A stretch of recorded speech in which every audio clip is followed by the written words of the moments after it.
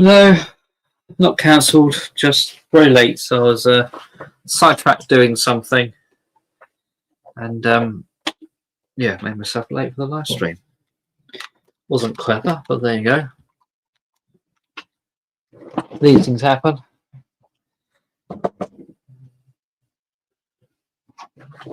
Oh, how are we doing then?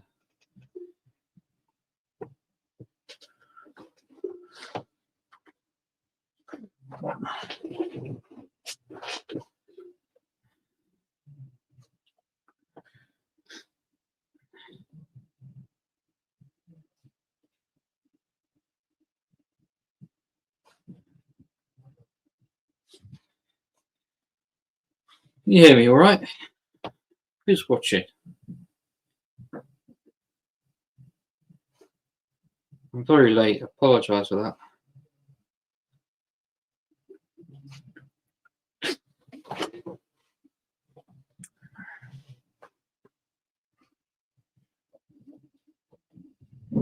It's a late live stream, this one.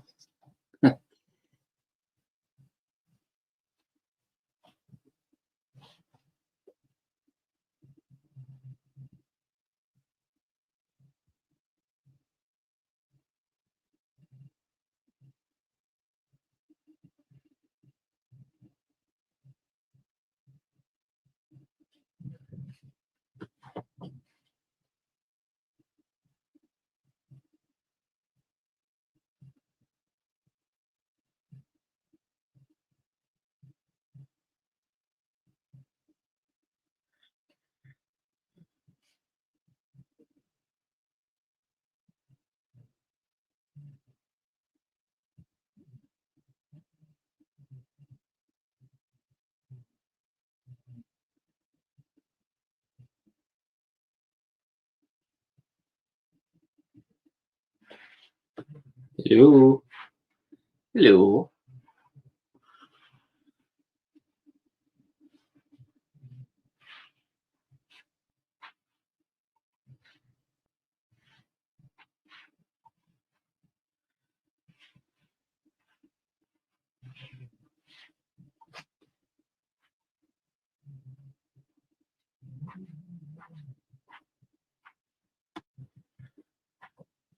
There you go. Yeah, I'm here.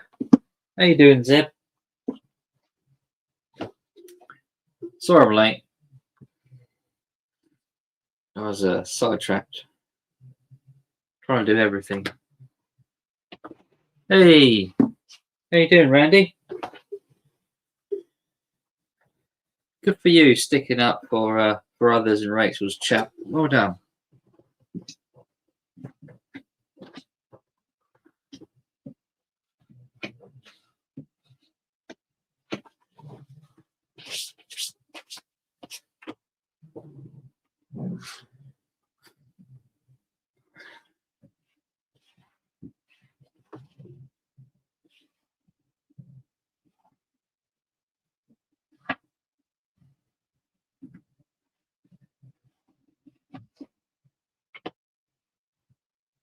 It's funny, isn't it? You stick up for someone, and other people brand you racist and all this kind of nonsense. Or because you stuck up for someone. It's ridiculous, isn't it? Absolutely ridiculous.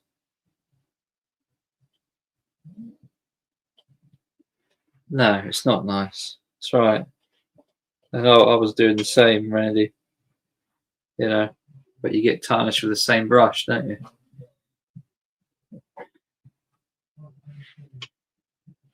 How visceral some of these people are. It's ridiculous.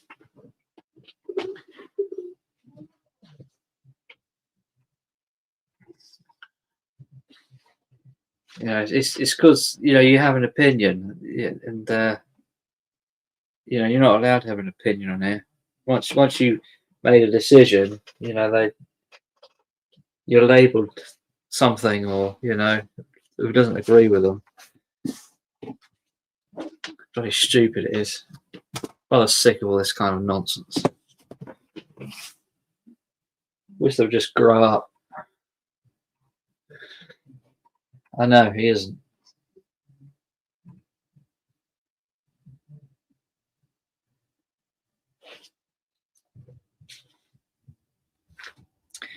No, it's if they disagree with you, then you're an idiot.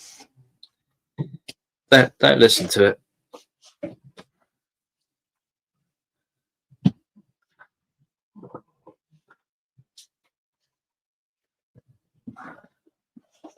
Unfortunately, we had two of the worst on there today.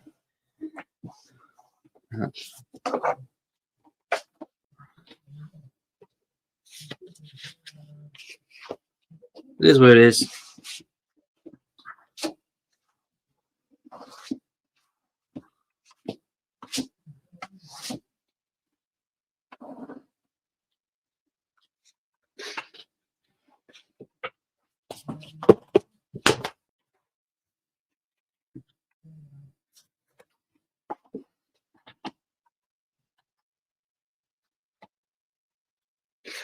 You guys still buying records? I've cut back dramatically regarding records.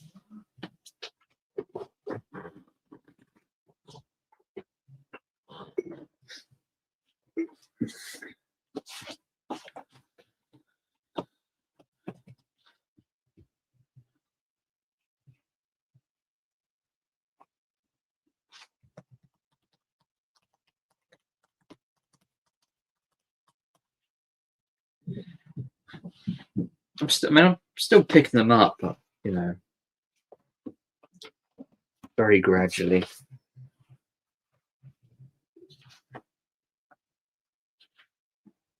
Yeah, that's fair enough.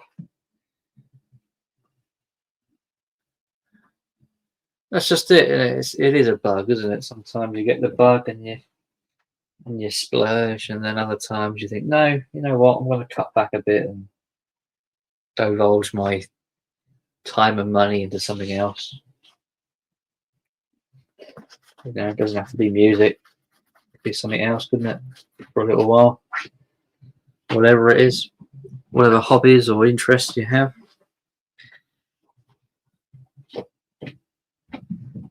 I kind of flick between certain things sometimes.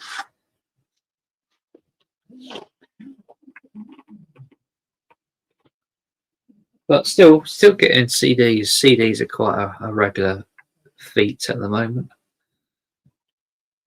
I don't think I've ever stopped buying CDs. I don't think I've ever, since I started, you know, I don't think it's ever gone away. So I'm just blowing dust off my computer.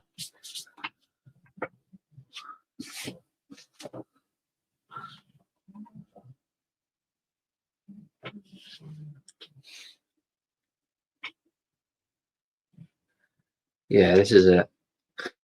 I agree. Yeah. And I know what I'm saying is very contradictory here, but you know, doing live streams, you know, you're not engaging with music, are you? You know.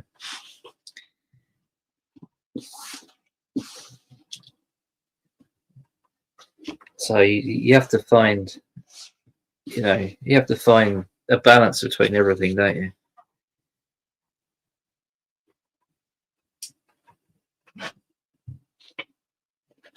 I cut down doing I mean, I've only done once a week, I think, live streams, and that was a lot. I felt that was enough, you know. More than once a week, it's a big commitment. Plus YouTube videos and you know all the rest of it. That's why I do it fortnightly now. Do a fortnightly stream. And I can sort of showcase some of the stuff I've picked up, some of the CDs and things.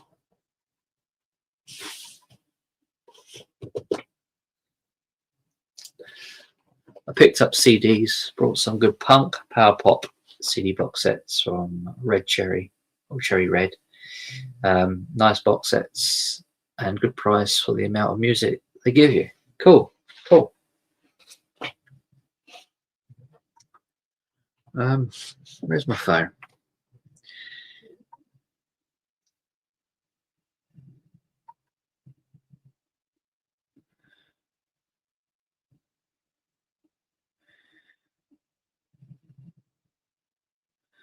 I've brought online a little bit recently. I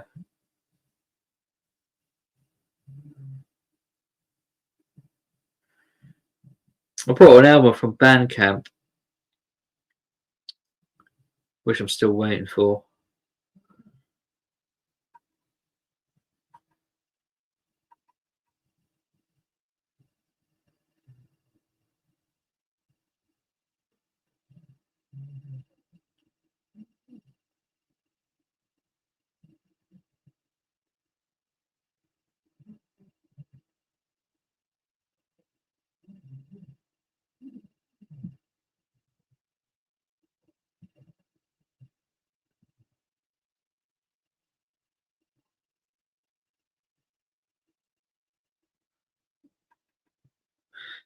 You think it's UK based, is it?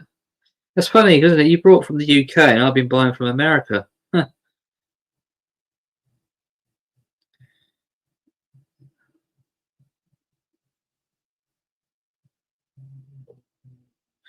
Has anyone brought from topatoco.com? Has anyone heard of that?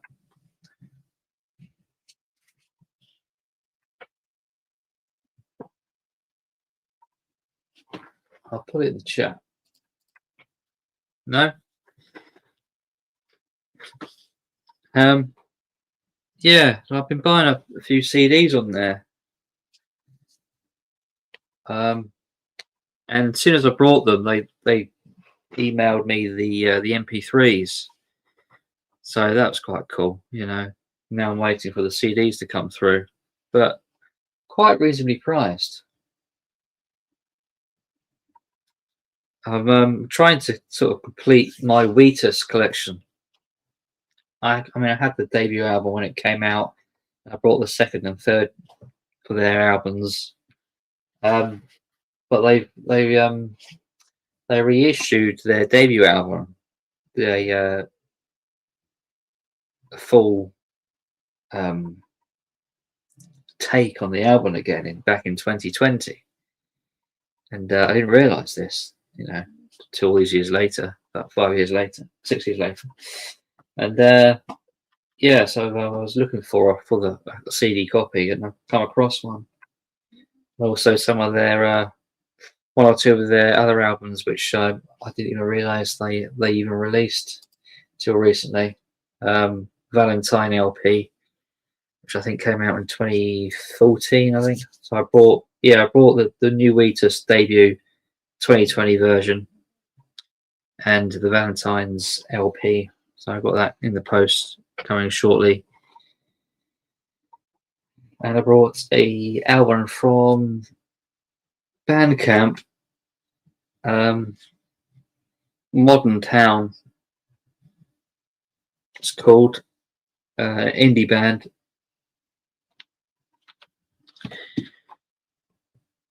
I can't think of the name of the band now.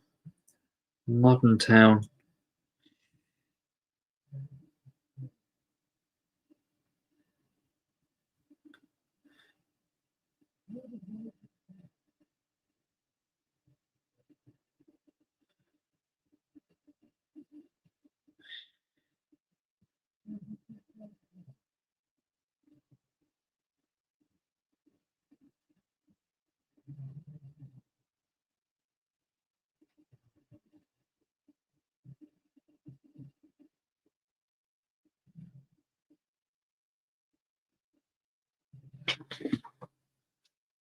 One sec.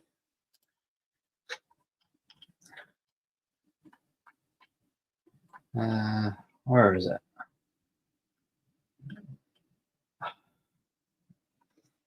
Downloading quite a bit as well on iTunes.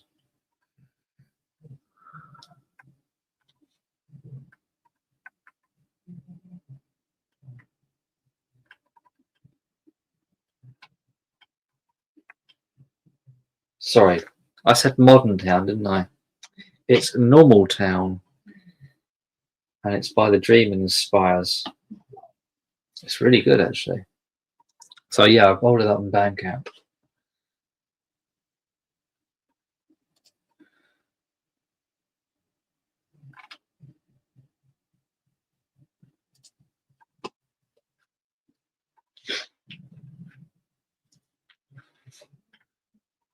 All right, let's get rid of that. Hello.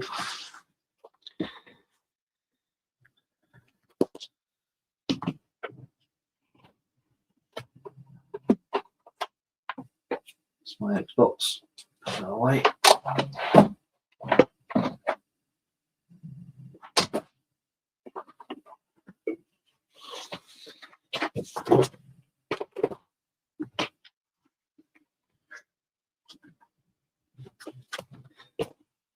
Oop. It's not good. Right, stacks of CDs.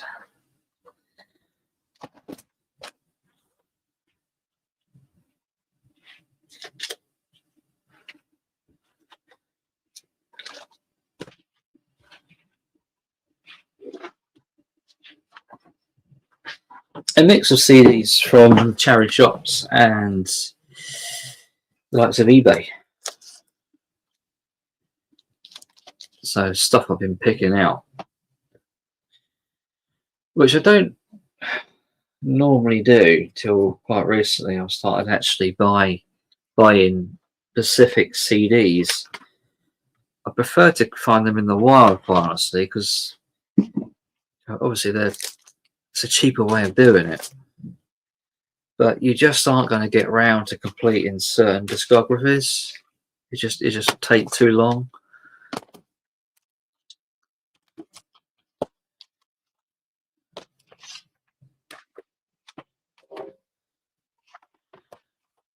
So I've ended up going on the likes of Music Magpie and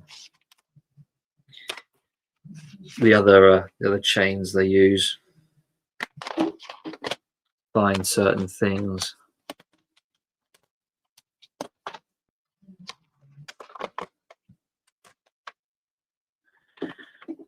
I've noticed after a couple of years or so, after an album has been released, it goes for like really cheap, like £3-4. Sometimes it's just it's just worth waiting, and you get stuff really cheaply.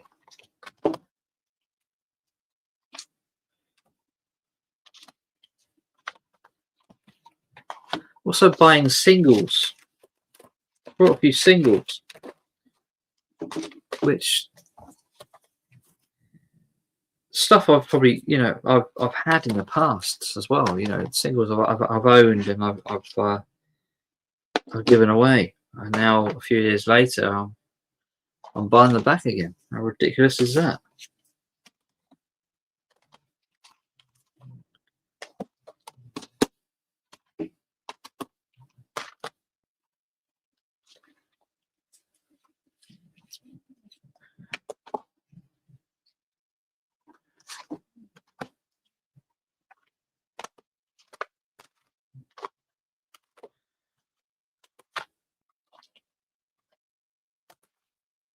There, drop them. Oh, spillage. Hang on. It's going wrong.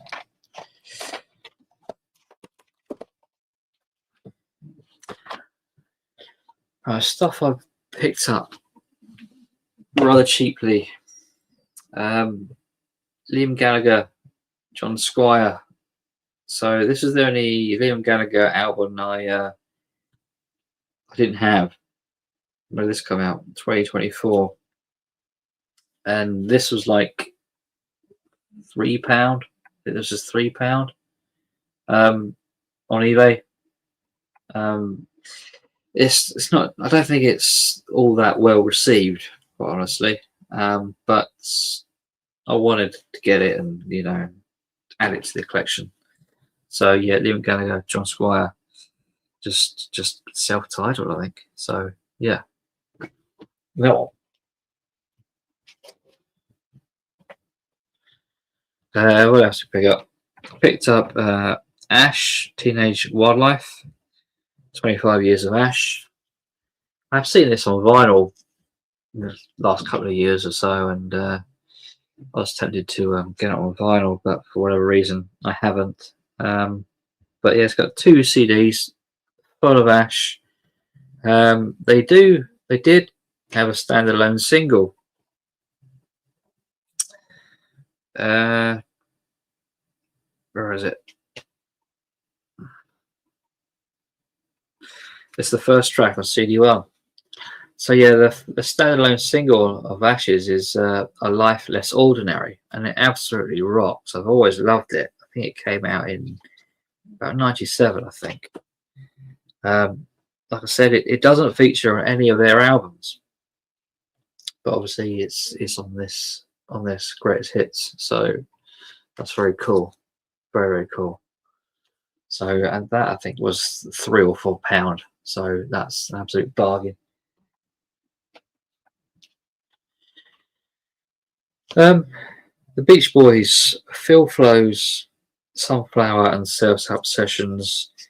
This was an album I wanted to get for my Beach Boys collection. I mean, I have all their albums, but this is just an added bonus, which I didn't have. So, yeah, it's got previously unreleased tracks on here. And, yeah, it's very cool to have two CDs. So, yeah, Sunflower and Surf's Up. And it explores, you know, those albums even more so, if you know, rarities and all that. So yeah, pick that one up, add to the Beach Boys collection. Let's move that out of the way.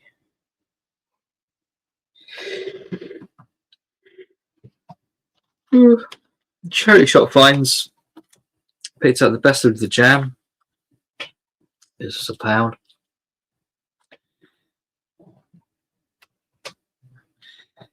Picked up a sealed Rod Stewart, The Great American Songbook. 4. I thought I'd have that, being that it's sealed. Nice sealed copy. That songbook, American Songbook series, is brilliant. Really like it. Always have. Came out in the early 2000s. I picked up a Japanese copy of Travis's Coming Around, and this is another standalone single from Travis, and it's really really good. I believe it came out in the late 90s, and yeah, there's a Japanese version of it. I'm not sure if it's a single or an EP, but nonetheless, I thought it's cool to pick up. So yeah, another one to add to my Travis collection.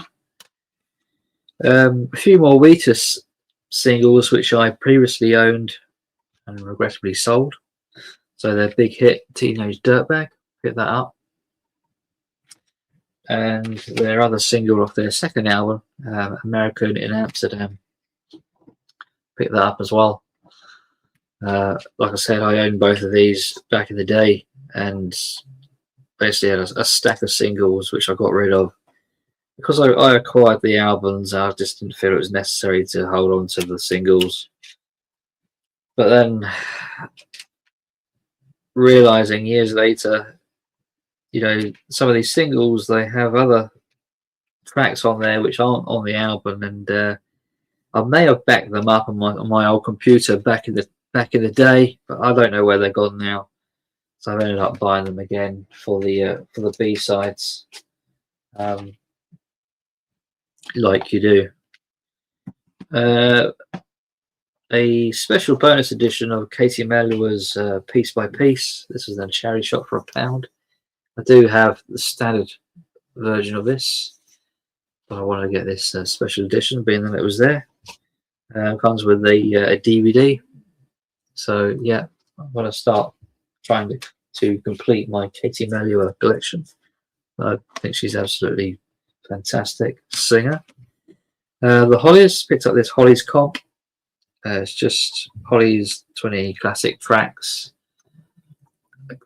I gave it a listen, and it sounds so different to anything else I have of the Hollies. I don't know what they did to it. I don't know. I find certain compilations for certain bands they're mastered differently, or they tweak them differently, and it just sounds. It sounds like the voice is so far at the front, and the sound, the music is so far at the back, or vice versa. I can't quite remember what it was now, but it sounds really just odd, just odd. Good music, but it doesn't sound right. I picked up the Birds, the Best of the Birds, the 8 Miles High. Pick this up. So this was cool. Pick this up for £1. So yeah, this came out in 2009.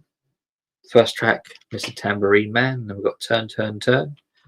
All the tracks on the back there, look. So yeah, nice pick up, nice front cover of that actually. I really like that. That was £1. Simply Red Fairground single. And yeah, what was this? This was £1 too. So yeah, another single. I thought, why not?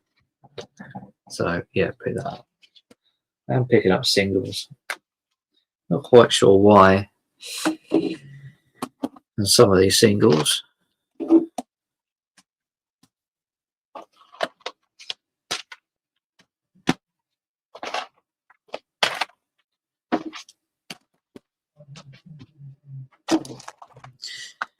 Right, so I picked up Boxcar Racer,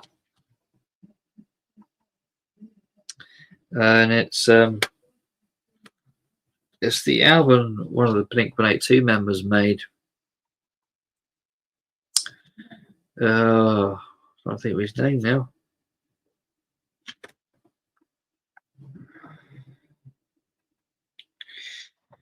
So yeah, I think it's just a one-off album, and yeah, I'm pretty sure it was actually. And yeah, I picked this up. This came out. When did this come out?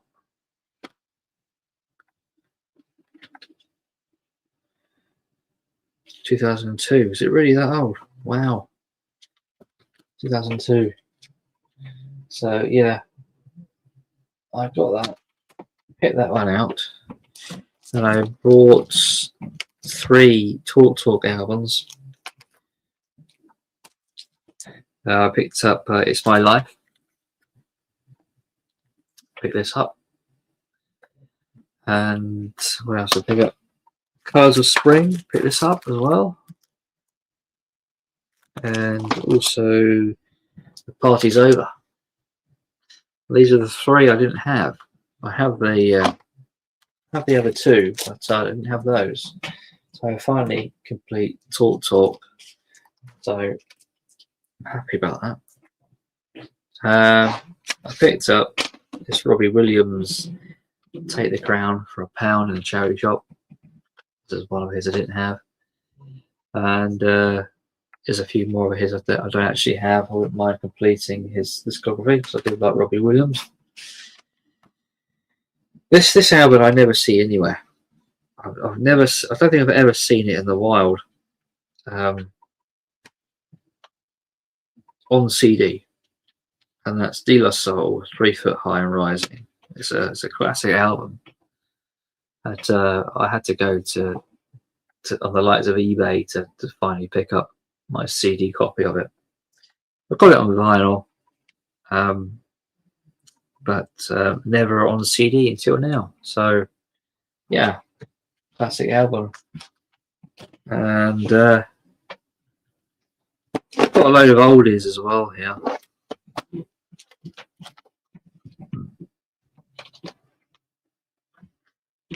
Bit of Pat Boone, the EP collection. We got a few Bobby Vintons here. Roses Are Red. Pick this up. do like these double album CDs. So yeah, picked up Bobby Vinton, Still with a Kiss, and With Love, his 70s albums. So yeah, glad to have those. And picked up Bobby V's second album CD. This also has Bobby V Meets the Crickets. So yeah, this is a double. So yeah, there you go. This too is a double. The Night Has a Thousand Eyes, and Bobby V Meets the Ventures. So pick that one up. And picked up, sorry, back to Bobby Vinton. Picked up Mr. Lonely and Country Boy. So a bit like that as well, Bobby Vinton. Back to Bobby V. This is his first and third album, I think. Bobby V sings Your Favourites and Bobby V.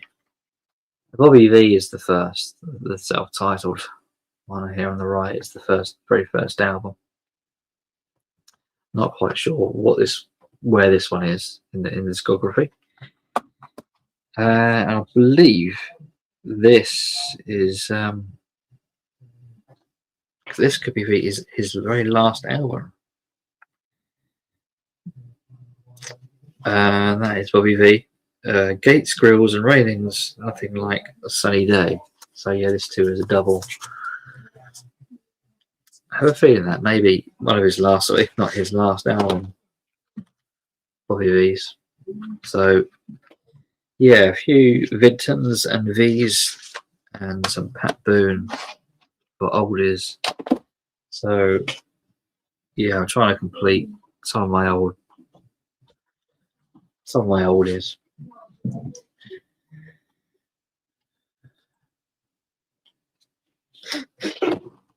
Oh, sorry, Elliot, I didn't realise you're in the chat.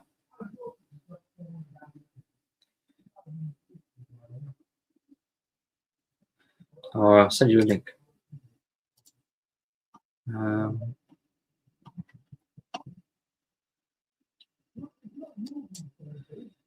to do it? Yeah.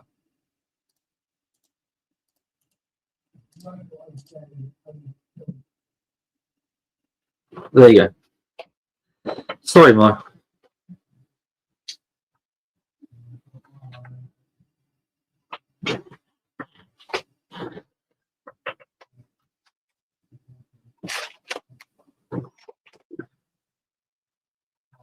So yeah, that is it really. Pleased to finally complete the Talk collection. He did actually release a solo album, Mark Hollis. I think it was just the one album, which I too have as well.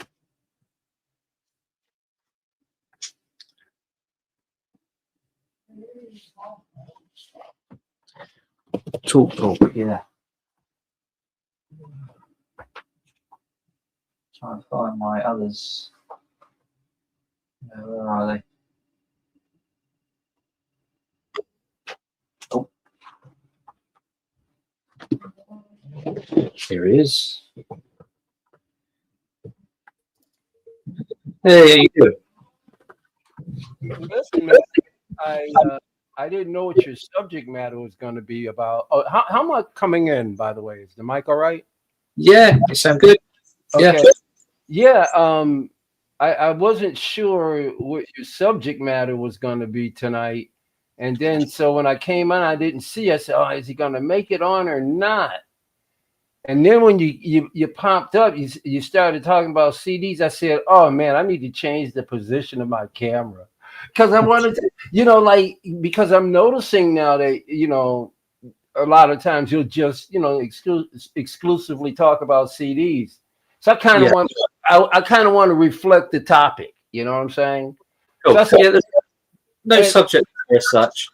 Well, here's the strange coincidence is that I've just been over the last several days going through other CDs that I've had in boxes and kind of getting them reorganized. and I'm actually cleaning off cases and stuff.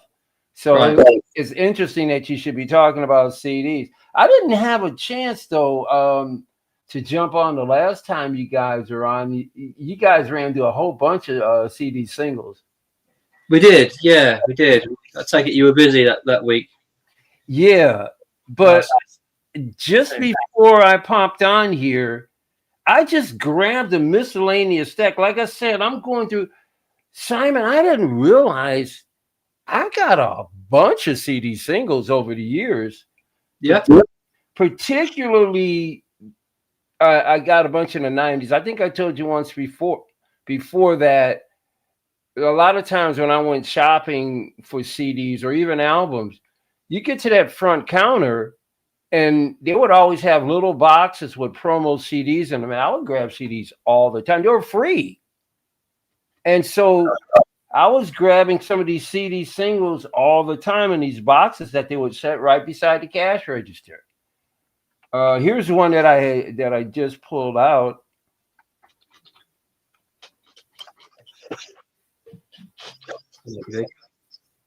Mm-hmm.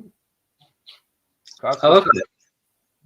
Yeah, I'm a huge fan of Cocktail Twins. My ring light is reflecting on there. Huge fan.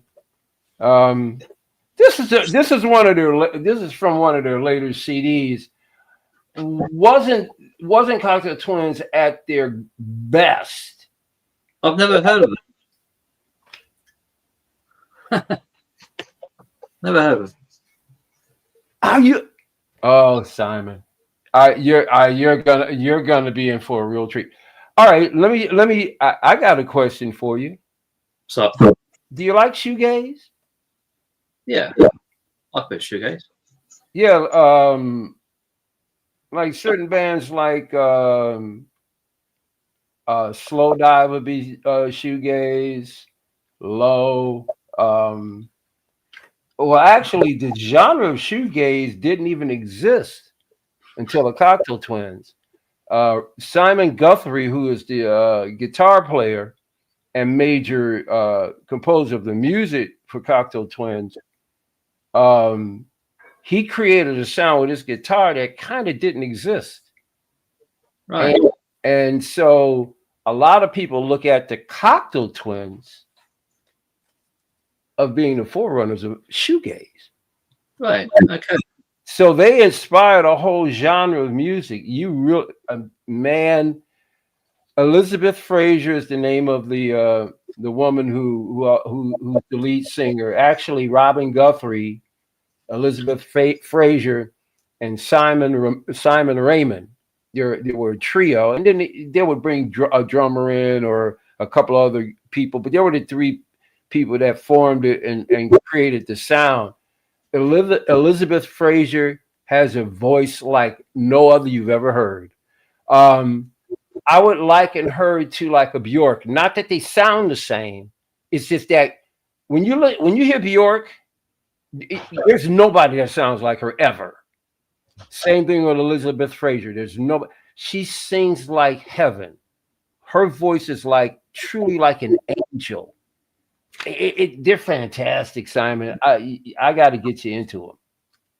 It's amazing, isn't it? This community, you enter it thinking that you know a few things, and then someone shows you something you never heard of.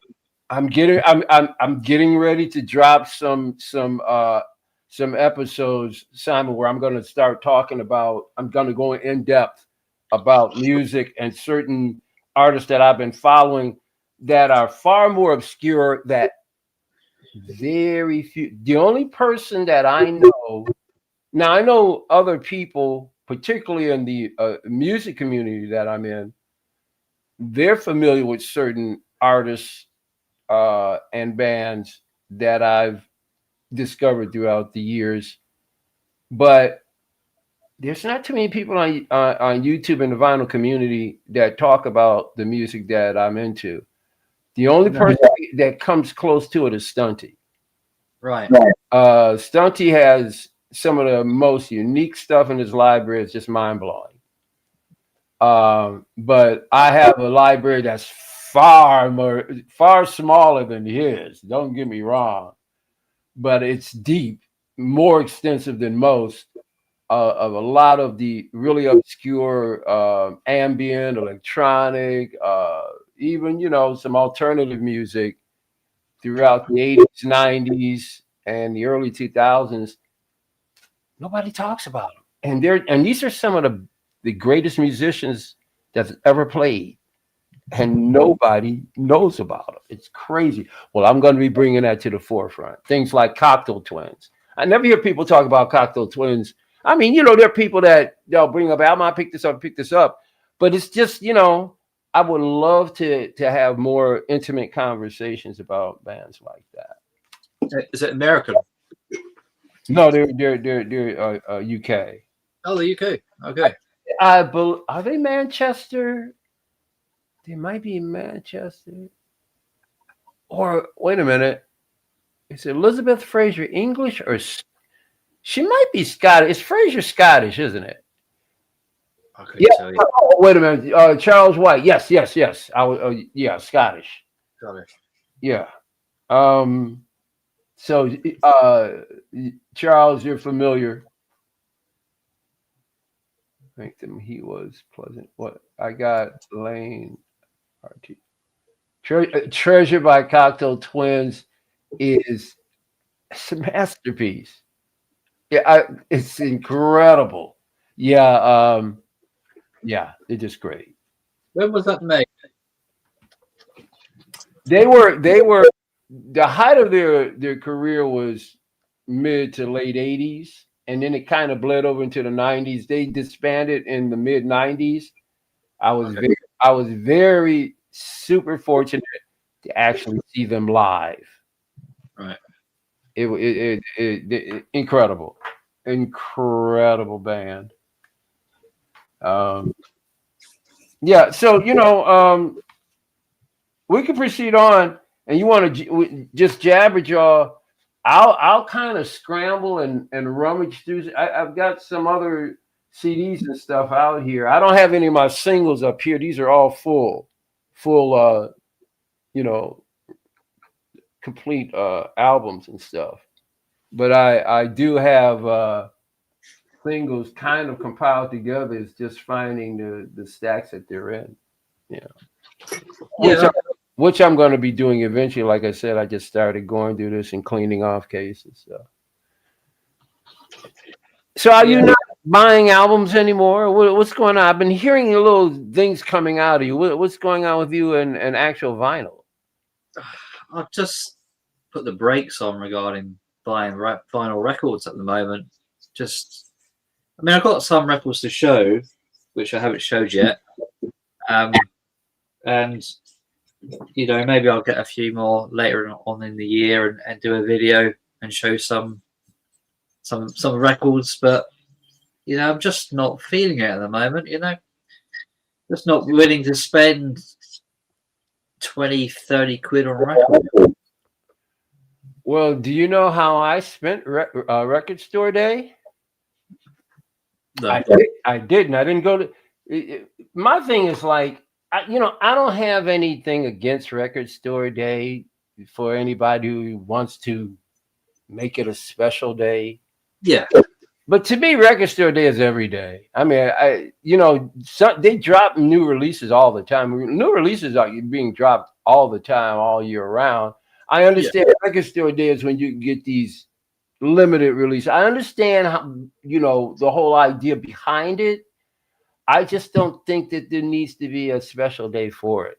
I just think, you drop your stuff and people go out and buy it. I don't do record store day. I appreciate it for what it is, and then people who do it, and they get something out of it, and that's fine. But it's not really for me personally. I'm not against it though, because I have gone out on record store day before in the past, and I was going to go out this year for record store day, but simply because they were dropping stuff that I really would like to get.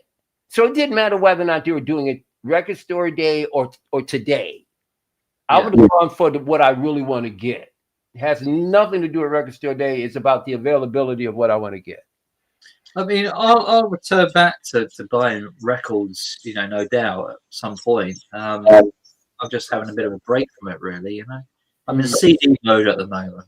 There's nothing wrong with that. It's shifting gears and concentrating elsewhere. And then the longer you're away, you'll just replenish your desire for it again. You'll come back to it and you'll have pleasure for it. Sometimes, sometimes you gotta stop trying to get the bucket to the bottom of the well. The water's too low, man. You gotta sit back and wait for it to rise back up. This is it. No doubt it will do after a bit of time. I just need a bit of break from record collecting. I mean, I've sort of narrowed them down to like this 5x3 cube storage. So I've had to cull back on quite a few of the records because I got basically my consoles sitting in these boxes now, in these cubes. Yeah. So I've had to give up this space for my records. So in order it's all sort of fit together and work. But so yeah, I'm holding a bit. And, I made a bit of a rule to myself, to stop buying second-hand records as well. And maybe just when I do buy a record, buy it brand new. Wow, it's really funny. I'm going in the total opposite direction you are. Really? Well, here's the thing. I decided because everything's going up, and at the present time, I'm not involved with anyone. Although there is a woman that's been contacting me, and I have no reason why because. Well, that's a different story altogether. Anyway, my thing is I want to make, like I said, not being in a relationship right now gives me an opportunity not to spend more money, at least for right now. And what I also have done is I said, okay, there's these little bitty, like, things that I like to do. I said, I'm going to hold off from it. I said, I'm going to start on January 1st. I'm not even going to spend. I'm not even going to spend money going to the movies. I'm not going to do a whole lot of eating out. Just for the sake of it, going through a drive-through and spending money on fast food. I said, I'm going to make these sacrifices for the next 3 or so months.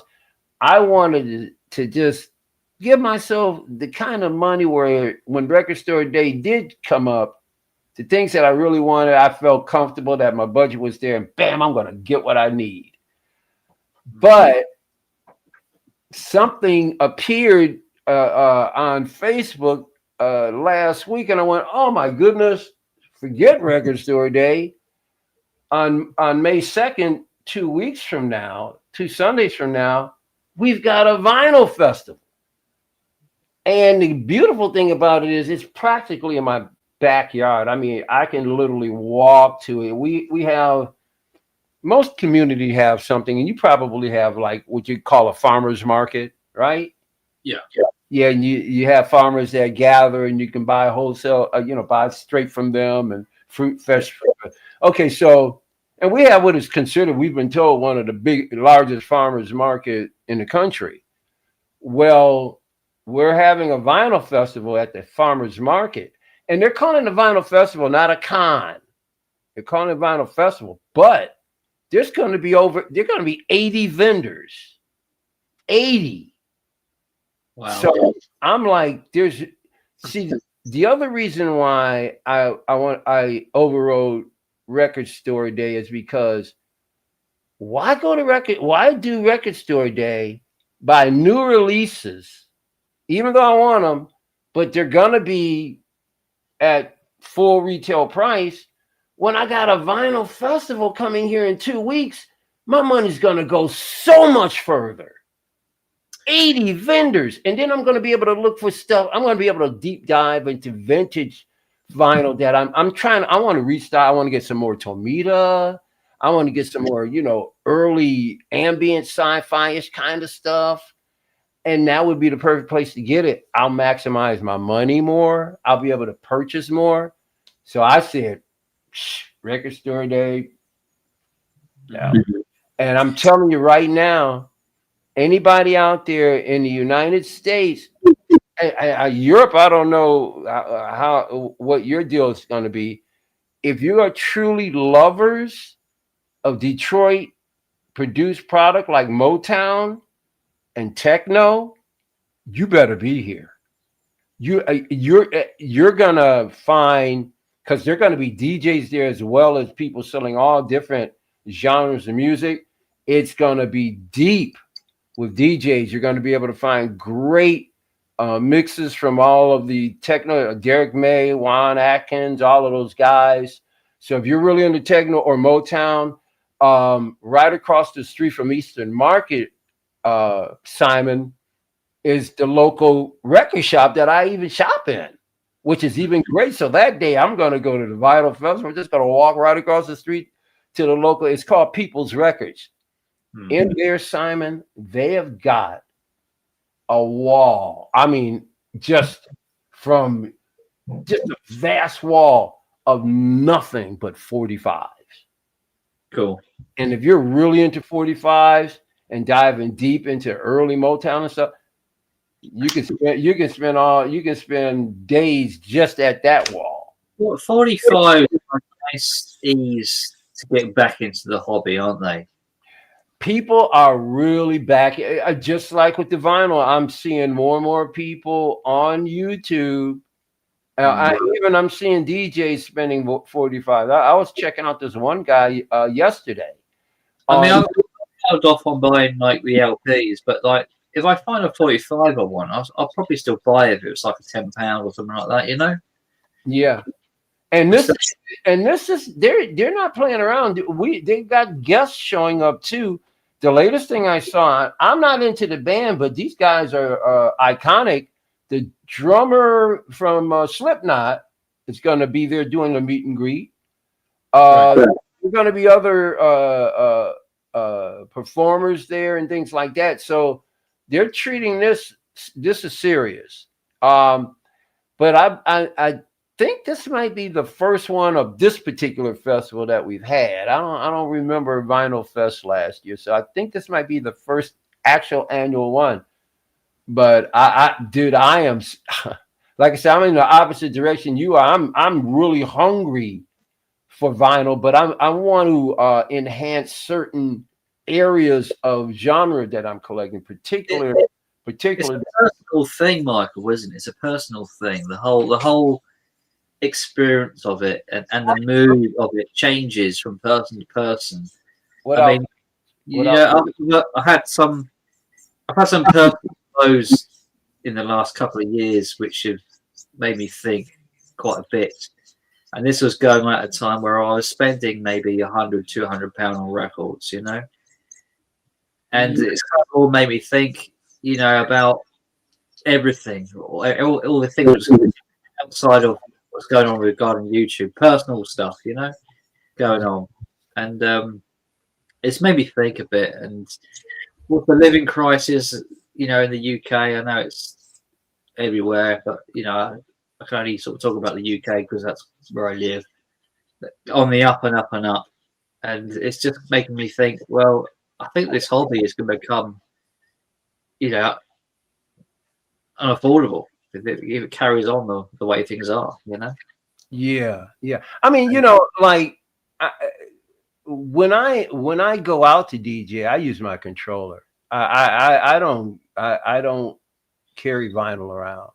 I mean, what's more important, filling up your car or buying records? It's just too cumbersome. And now I've got a controller that's kind of standard in most clubs anyway. So I like taking my controller because I just feel good when I have my controller that I've owned. But I can go into a club now and know I already have a controller very similar to what I got. So it's not like I need one. Yeah. But if I do a live gig, I take my controller So, I'm doing it digitally and it's just as effective. But when I'm streaming at home, I will do both. Like I've done all vinyl. I'll do all vinyl sets all the time when I'm streaming. But when I'm out gigging, I just take my controller. But it doesn't diminish my still wanting to build up my collection of vinyl as well. Anyway, So I've got a lot of records. Go right ahead, my friend. Not now. I mean, like in the collection, I've got stuff I've culled. I need to move on, and they're sat in bags. You can't see them; they're right on the floor here. So I got that to sort out before I can really move on to. Wait, you have what on the floor? Loads of records and bags. Oh, dude, this is one of the things that I've been doing. I not only am I kind of getting my CD collection, but I'm putting all my stuff, because I've got a lot of albums that aren't in the bags, and I'm putting all my stuff in the sleeves now. And I don't want stuff lying on the floor. I want stuff away, out of the way. I don't want it. I don't know. It's littered, and I don't want to be living like this necessarily. I don't want it. I'm going to every album, everyone. It's going to get the special treatment, and it makes your collection look, even bad covers that are kind of jacked up, they look better when they're in the plastic. At least they're shiny, They do, yeah, they do. But really good looking albums look really great inside the jackets, and it protects them. So I got a lot more still to go, but over the last several weeks, man, I bagged a bunch. Yeah, but when and hopefully within the next 3 months, I'd like to be out of here no later than the end of June if I can. I'm just trying to organize stuff so that this final stuff, when I box everything up, when I pull it all out, it'll already be organized. That's been my goal. So, and sometimes don't you feel good like when your place is cluttered? If you really go through it, and sometimes if you just make total changes, you move things around, like move your albums in a different place or put this, and once you're done and everything's reorganized and all, dude, you feel so good. You feel good. You feel better. You feel better. You do. And I quite often do that. I move one place to another with my CDs, or I might rearrange my vinyl, and it just helps organize it and declutters it to some degree. Yeah. Because even though you're not playing the records, you're still going through the records, seeing the records, jogging the memory of what you have. You know what I mean? It just helps. Absolutely. Not just organized physically, it helps up here. You know? Your thoughts, clutter means you're cluttered up here. Your thoughts are cluttered. Yeah. The more organization you have, the more focus you can be about things, because you're not being distracted by the clutter, because in your head, like this. I think you can I need to get up and clean, I think people can collect all sorts of genres and types of music, but after a while of collecting, you kind of reach a crossroads of where your collection wants to go. Where do you want to go with this collection? Mm-hmm. Do you want to go maybe to some specific genre with it and continue, or do you just want to be eclectic and just collect everything? And I think the reality of it is you can't have everything. So maybe it's best just to focus on something, So maybe two or three things, and just sort of keep your focus on that. I want to impart to chat. Hey, I'm sorry, folks. I was over here on the live on the StreamYard site, and I was one that said the chat is not moving. I jumped up here on YouTube, and I'm like, oh my God, they're chatting up a storm. I never saw all this. All right, let me catch up. me catch up and just scan this. You have to talk to them, Michael, because I'm not getting the updates for some reason.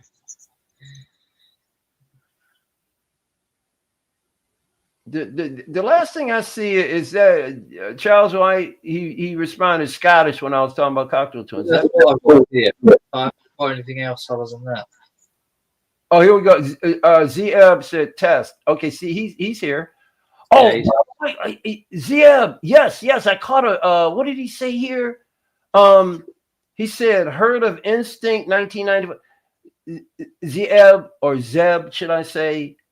Dude, I've got so many things on.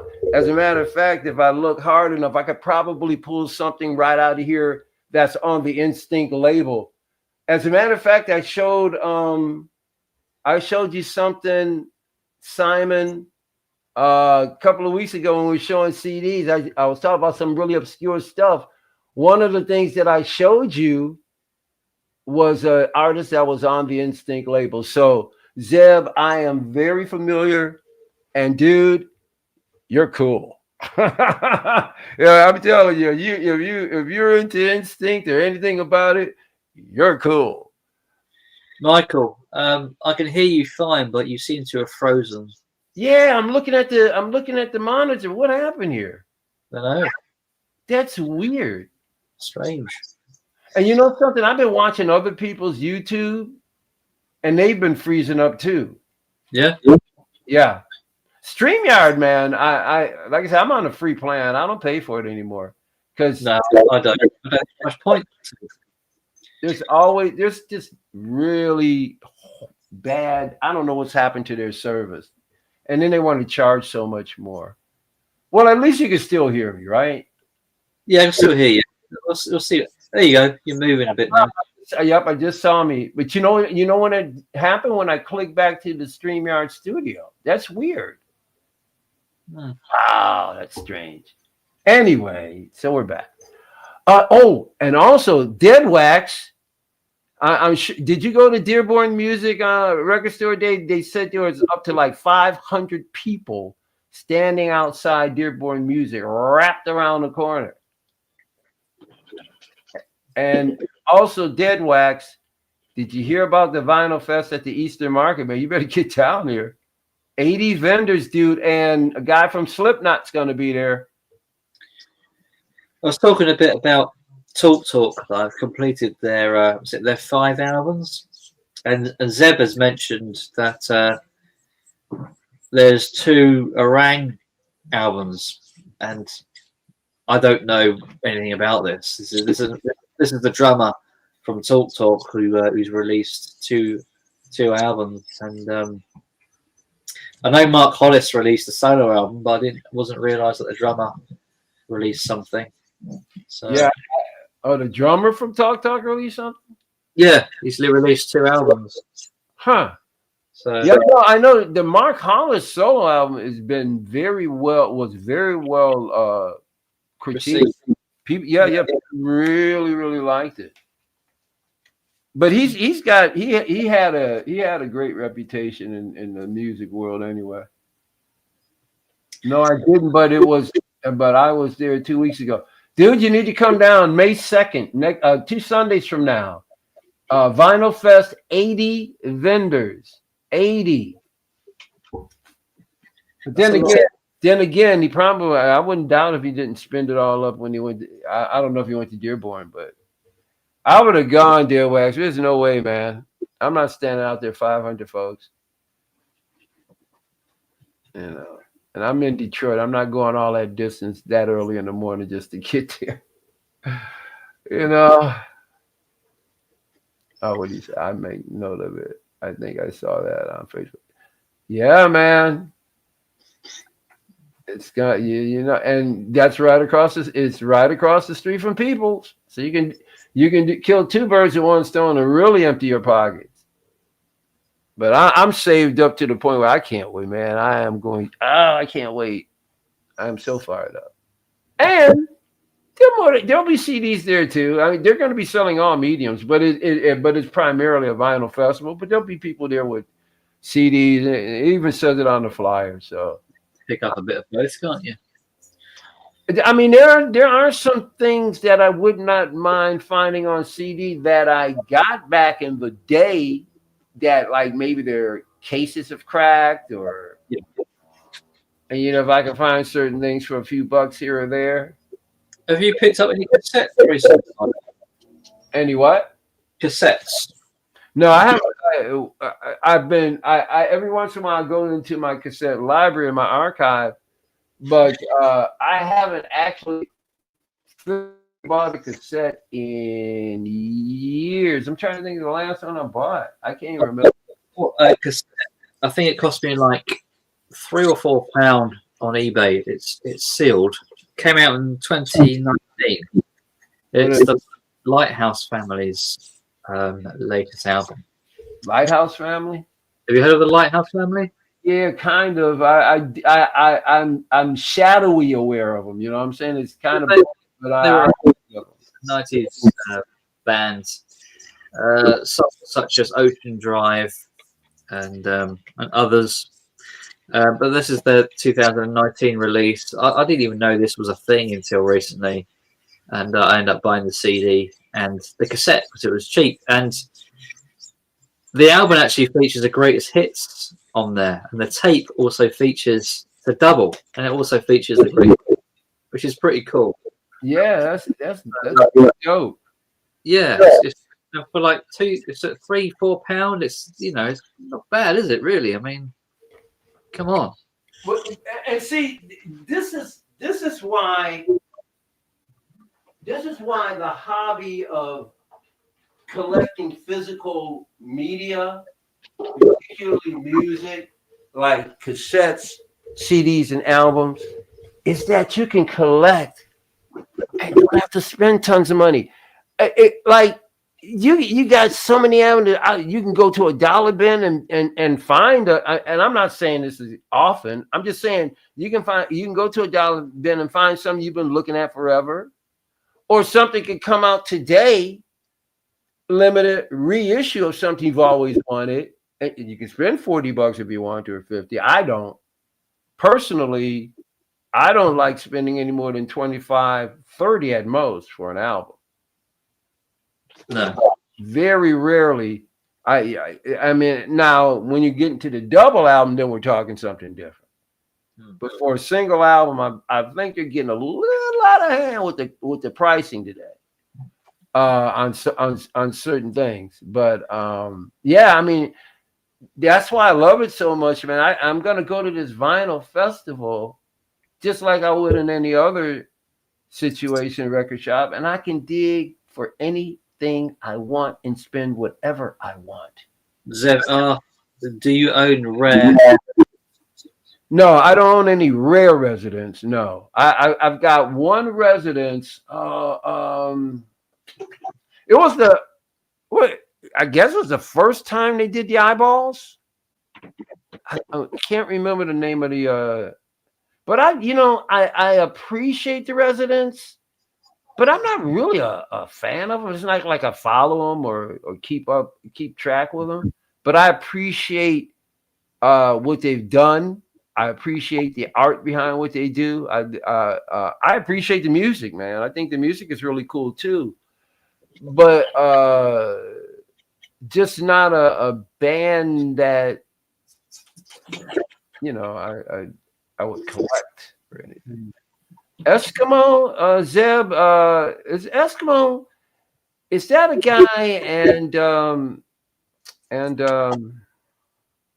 god, don't put anything in the chat yet, Zeb. Why can't I think of her name? I'm in love with her. Am I getting old? I must be getting old. Hold on, give me a second here. Because I want to find out if it's because I think there's more than one Eskimo. Where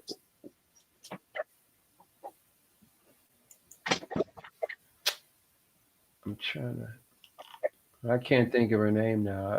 I'm it's embarrassing. Absolutely embarrassing. But Eskimo, from what I can remember, are they kind of? I know they're kind of Indie-ish. All right, give me some clues, Zeb. What did Dead Wax say here? Oh, okay, I caught that. Now the eyeball cover of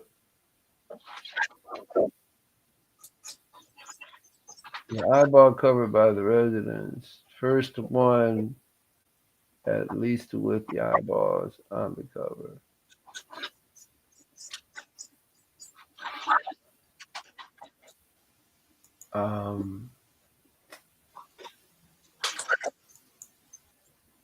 What are you hunting for? I'm just putting something out. I cannot think of her name. That the artist I'm trying to. What do we got here? Oh, okay. Let me see if I can find. Hey Zeb, do you own a quite a few artists on the? Where is it at? I think I'm pretty sure it's here too. Instinct.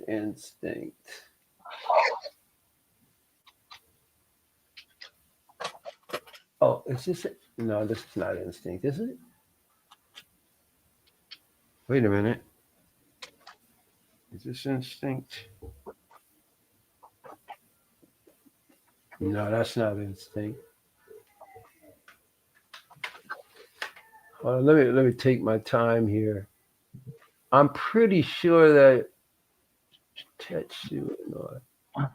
I tell you though, man, Simon, there were quite a few things that dropped on Record Store Day that I was super interested in.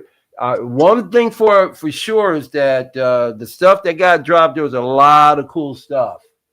Didn't I see that there was a Tom Petty release of a live recording? A what really? What was that again? Wasn't there a Tom Petty release? Yeah, I believe so. Yeah. Heck, he gets a release practically every Record Store Day. Yeah. Him and Fleetwood Mac Fleetwood Mac holds the record.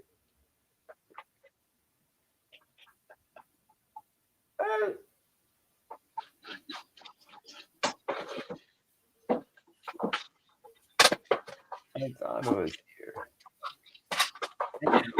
And you know, it's crazy. I go back to some stuff that I haven't listened to in years, and because I've upgraded my system over time, I go back and listen to stuff like from the 90s that I bought.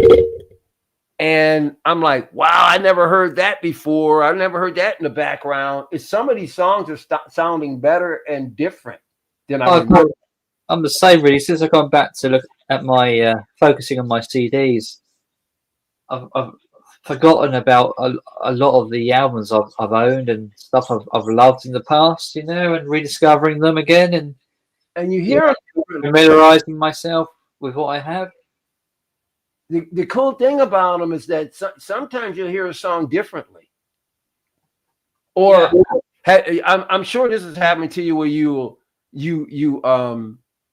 buy something, you listen to it, and you put it away. Yeah, it's all right. Yeah, well, you kind of get tired of some certain things, don't you? And then no, I'm not even talking about getting tired. I'm talking about you buy something, right? You play it once, maybe twice, and you go, that's all right. You put it away. You come back to it years later, and you go, oh my God, this is great. What sometimes your head is not in the right space. Yeah. And you'll hear something you won't like, and then you'll go back and you go, my God, where was I? What was I thinking? I love this. Yeah, exactly. It suddenly just clicks, doesn't it? And you're like, this is great. Well, why was I into this? Yeah. for whatever reason. You didn't appreciate it. Yeah. Or even if you did appreciate it, like I say, you get a new system and you start hearing stuff that, of course, when they compress this stuff over the internet, you lose all your dynamics. Something gets washed out along the way. Yeah. Dude, I would, and this is not even all my CDs, but I wish I had every one of the CDs that I have here in an album. Oh man, holy cow! Because my CD selection just it really blows my album collection away. Well, you can get a lot more CDs for a lot less, can't you? Yeah, I mean, but it was really in the 80s, particularly the 90s, man. I was so hungry. I was buying CDs like they were going out of style. But so many artists that I was respecting and appreciating, and people were dropping great stuff all the time.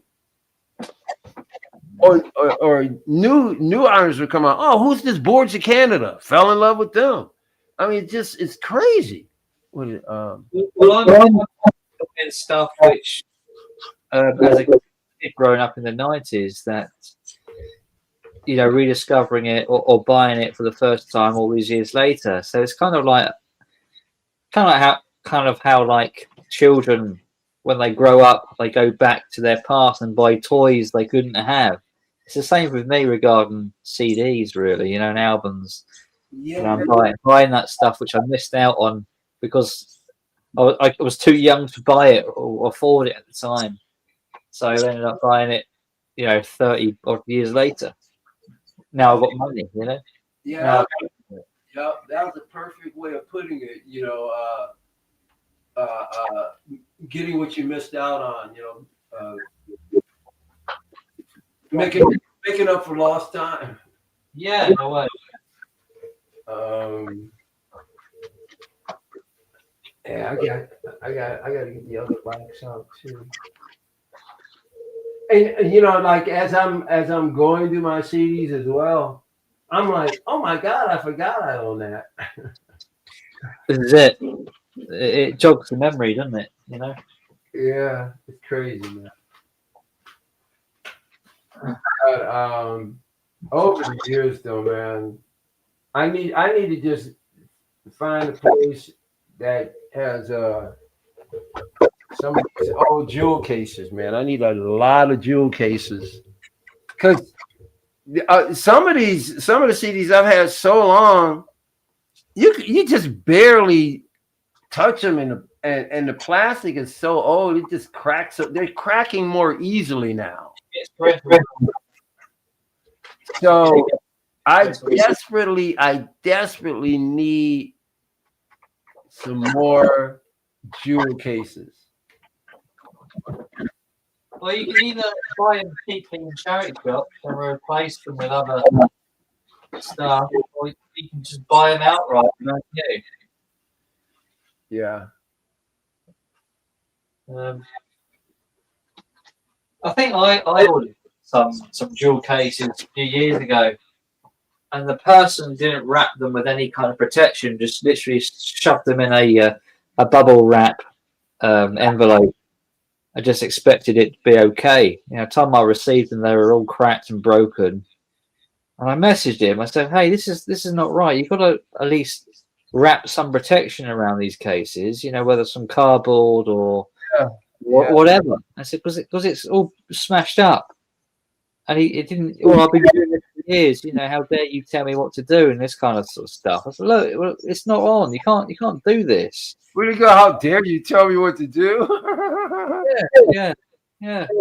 Well, hey, how dare you not want my business? I guess you won't make any money. No. Way to go, salesman. I know, too stubborn to listen. What can you do? Unbelievable. It is. I'm gonna step over here myself and see if I can find any more CD singles that I can latch directly onto. Most of them are boxed up though. Yeah.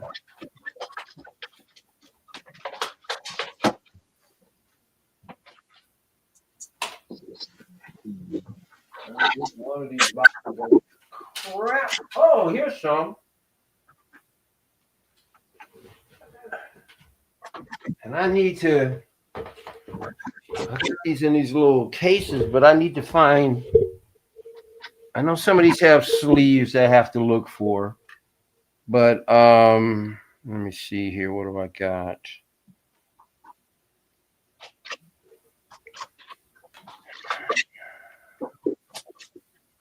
Yeah. These are good too, man. I really dig these.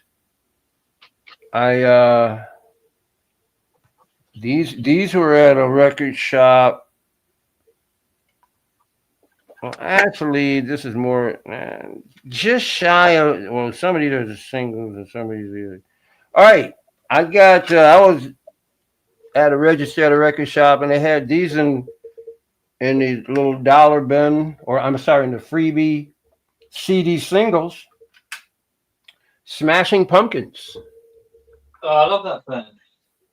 And this one here, I forgot what's the name. I have the jacket. I forgot which song this is.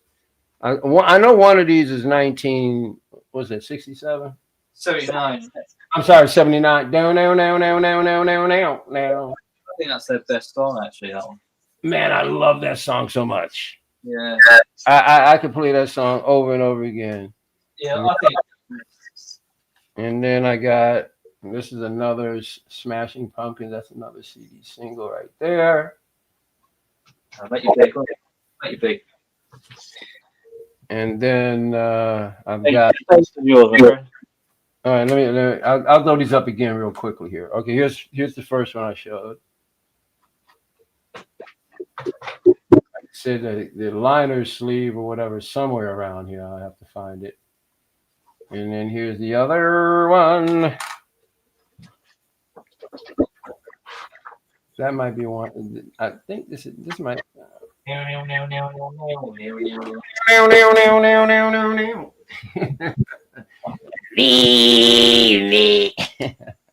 got a real nasally voice, isn't he? I love his voice, man. Here's another one. This is another Smashing Pumpkins. And then finally, this is it's just shy. EPs are usually 4 to 5 songs. This one's a mini EP. It's 3 songs. It's from the I Am One album. Plume and Starla is also on here. This is the other Smashing Pumpkins. There you go. Oh, this is. Ooh. Oh, nice belch, dude. Sorry. No, it was excellent. Please make sure you do it again. Dude, that's a little. I gotta clean that one off. I gotta clean this off, folks. Very embarrassed, but there's another one. That's what I'm talking about. Some of these things need a little bit of a cleaning. What else do I have here?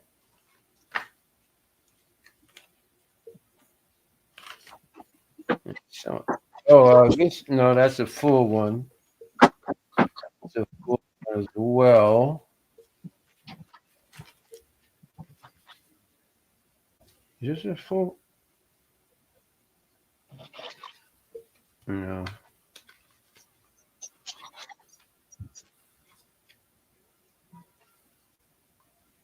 I used to love grabbing these things out of the boxes, man. Because a lot of times they were independent and you wouldn't know what you see the artist, you go, I don't know who this is. Sometimes it'll be so independent, and you go home, you go, wow, these guys are kind of neat.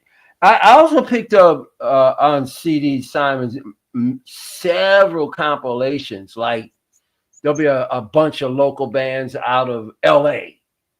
or you know, Yeah. you know what I'm saying? And they'll put together compilations of different bands like that are in their local areas or cities. And man, sometimes those compilations be like, wow, these bands are really great. Like I picked up a compilation of a bunch of bands out of it was like the West. I think it might have been Seattle or something, but they were all doing like kind of like punk, post-punk kind of stuff. But these are bands that came out like in the mid 2000s. They sound great, but you know these bands never got big. My kind of era, the mid 2000s. But you'll find their compilations in these free boxes all day long. It's crazy. It's Yeah, absolutely. I showed a compilation. Was it the other week? And you said, "Oh, I really want that." It was I think it was a Parlophone compilation, and it just basically had everything on the label for that particular year. I think it was '94. And I was reading out some of the songs and that. And you said, "Oh, that sounds really good." Oh, you were reading it off to me, right? Yeah, yeah, Yeah, there was one you had like, holy cow, it sounded killer. yeah, it did. I'll have to go. Do you remember what it was? I'll have to go back to the replay because It's upstairs. I know where it is. I can get it. If you want me to? you were reading off the tracks, man, and they were one banger after the other. I'll grab it then. We'll go through it again. All right, I'm gonna see if I can reach into another box and.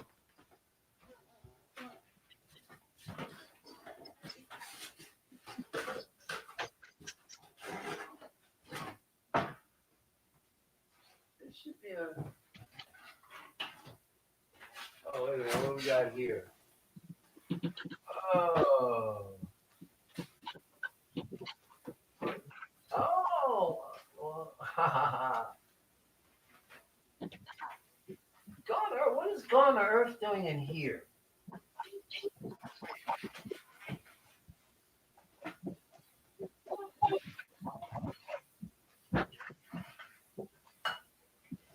Oh, come on.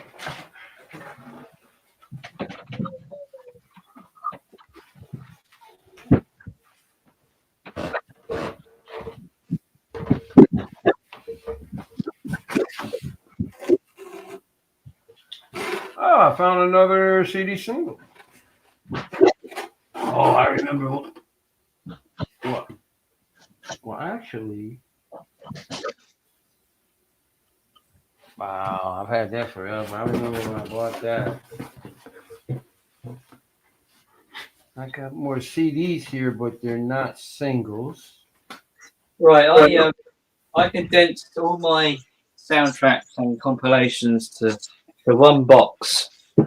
I got rid of the rest of them. So all my now CDs and anything compilation wise is virtually gone, all apart from a few of them. Oh, you got it. You got them organized. Yeah, well they're in a plastic box, so that's about as organised as they're going to be. But I open up the lid, and the first one I see, Michael, is this. My man. So there you go. There's my copy. So yes, the Parlophone one then was the greatest movie ever made. Yeah. At least for me. Yeah. What do we got there? Parlophone, a flavour of the label. Was it that one? Was it that one? Was this one? Yeah. So the year, I believe, it's just about readable, is 94. Okay. So there's Radiohead, My Iron Lung, Blur, Tracy Jacks, Mazzy Star, Fade Into You, Beastie Boys, Sure Shot, Lucius Jackson, City Song, Robbie Robertson, Golden Feather, we've got Blaggers, ITA, Shampoo, Spearhead, Pet Shop Boys, Sleep Talking Birds, Supergrass, Caught by the Fuzz is on here, Strange Love, and there's a few I've never heard before called Blink, Deo Desai, A House, and Soon EMC. That was not the one. That wasn't the one. No, there's a bunch of them out there I ain't never even heard of. No, there is. Yeah, I've never heard of some of these. Yeah, no, that Yeah. I mean, half of them I have, but there's like several bands on there. I'm not even sure. Yeah, the first half of the album. The one that you read off, I'm telling you, had solid bangers, solid. All right, I thought that was the one. I probably find it. I could probably find it back in the replay. I'll have to go back to that stream that we did. Yeah. And I'll just find the time that happened. We haven't the time for that. Zeb says Parlophone released tons of those label CDs from 94 to 2001. Well, there you go. Zeb knows. I didn't know that. A ton of what? Zeb says they released tons of those, a flavour of the label CDs. Oh. From 94 to 2001. So that's obviously the first one there. Yeah. What is this? Oh. I don't even remember this. Elemental Chill? I got so much to recap. Unbelievable. Is this a single or a full album? I haven't even heard. What's this? Breaking Pangea? You know, it's really funny also, Simon. There's a lot of, like I said, these free CDs that I picked up years ago. A lot of these, Simon, I never even played. I don't even know what they sound like. Dig them out and play them. Oh, I mean, they will be in the coming days. This is why I'm going through this. We create so much stuff, don't we? And how old are you? Well, only because like I said, I've been mainly focused on, like I said, DJing with my controller, or like I said, just getting into just listening and playing with the vinyl. I just haven't concentrated on CDs in a long time. No. And that's why every time I go back and visit my library, I'm amazed, either what I forgot I had, or hey, I've had this thing for years, I never listened to it. Yes. But it's not, that's different though. I don't spend money on stuff and don't listen. Like I said, these are freebies I'm always grabbing. But if I go out and buy an album, I listen to it all the way through. Yeah. I know people who buy albums. Oh man, I got blah blah blah. I'm never listened to it. Like, what? I make a habit of listening to albums every week. Every day I'm listening to some album of some sort. So I might not immediately, if I buy something, I might not immediately listen to it.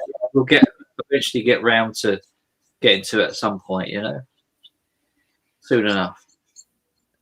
This is crazy because normally I think I would have listened to this and would have taken certain songs off of it and digitized them and maybe spin them if I go out, if there's a dance track or something attached to it. I'm looking at this thing and I'm, holy cow, I don't recognize anything here. It's this came out in, I bet you it's got to be late 90s, early 2000s. It just looks like it. What's the date on here? Zeb says, I started slowing down making CDs when I noticed I had around 10 still sealed ones. I probably got more than that, so, Well, yeah. I don't think that's a reason to stop, though, personally. Wow, I'm gonna.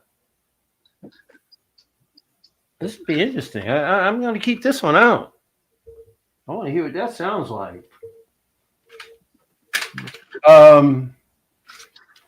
What is? Oh, here. This is what I just had. What do I do with it? Do you like Oasis, Michael? No, I'm not an Oasis fan at all. I know you. I know they're pretty much your favorite, right? Yeah, they're one of my favorites. Yeah, yeah. Well, remember, I told you, buddy. Hold on.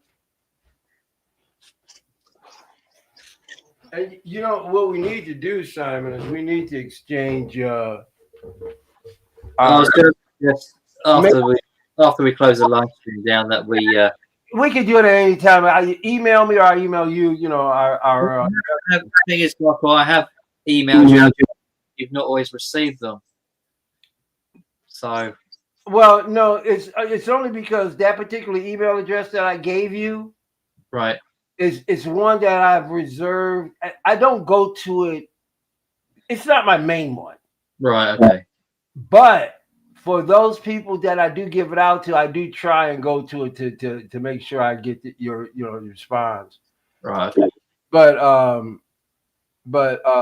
this one, I remember I showed you. I found this. This is Oasis. This is for you, man. That's cool. It is a DVD, and from what I know, this is it's limited. Half the World Away, live in Glasgow, 2001.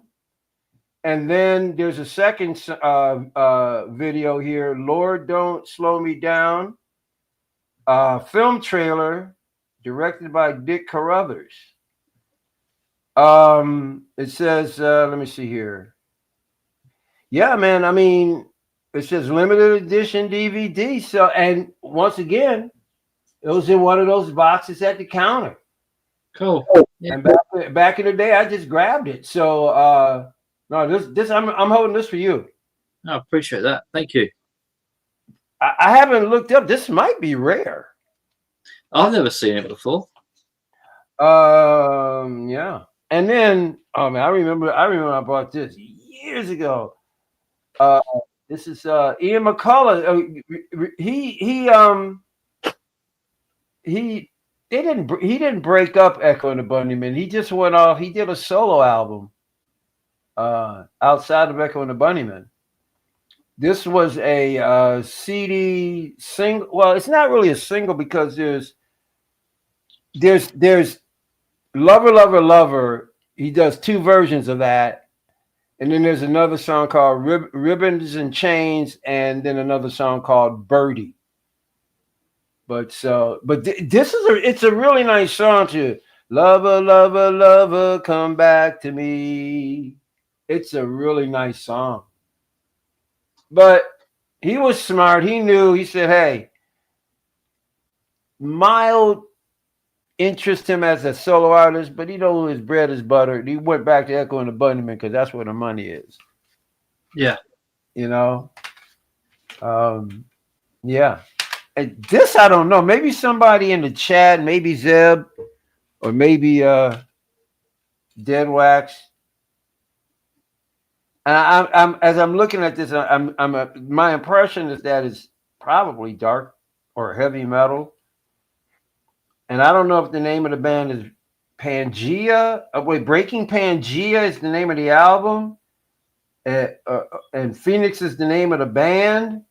Or the name of the band is, I don't know, Pangea. Breaking Pangea. And then that really cool. Sorry. Really cool. Right. I like the CD cover. I like that reflective thing on here too. But doesn't it look like it's probably some kind of metal? That looks metal.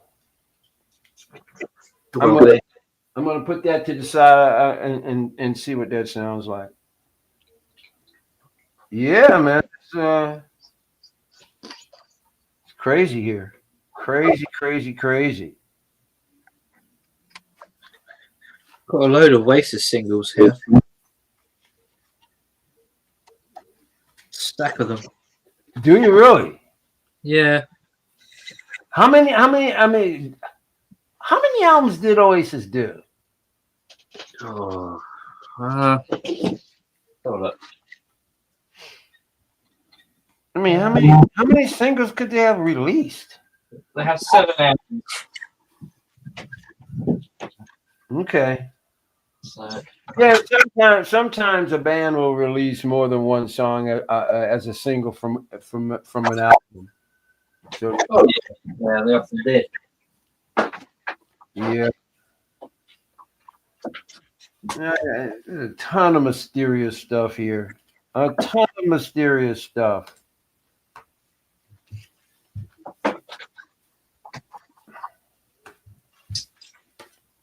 I've got a Police box set on CD. Cool. I've got an Elvis Costello box set on CD. Have you? Yeah, it's him playing live in different venues. It's him and Steve Neve, his keyboard player, and it's 5 CDs. Oh, I want that one. That's cool. And Awesome. all the albums are on this like slipcase. Yeah, that's my favorite. Ghost in the Machine is my favorite. Yeah, they're all there. Complete collection. Nice. Yeah. These sort of things go up in price, so you have to sort of grab them whilst you can. I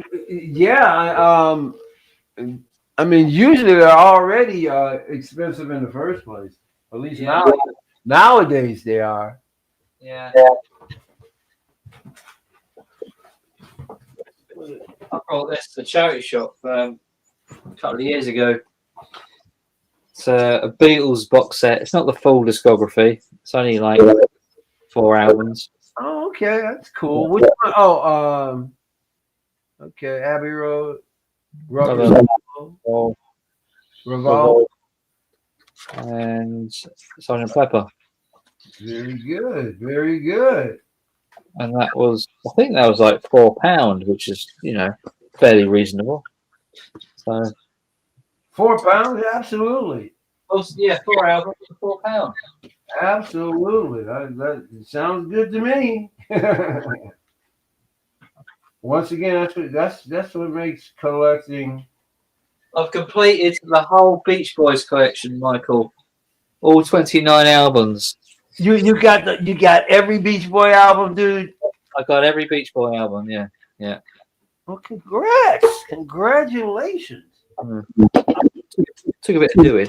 Do you remember how long did it take you? Do you remember when you bought the first one? How long did it take you to acquire all 29? Not that long, because I had a lot of them already. So, no, probably within a month or so, I managed to get the rest of them, which I didn't have. But a lot of them are pretty cheap. So, and I got the entire REM collection. So Zeb would be great pleased about that. All right. That's a big REM fan. Got complete Ash collection now. What else I've completed recently?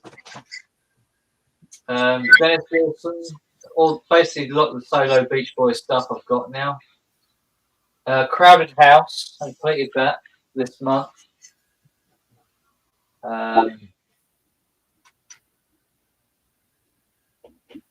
Crowded House. Yeah. They've been around forever. I have. Yeah. Surprisingly, they've only got about 8 albums. Wow.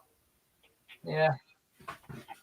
Well, nothing's crazier than Psychedelic Furs, who dropped their last album a couple of years ago, and it was their first album since the last album they had dropped was in the 80s.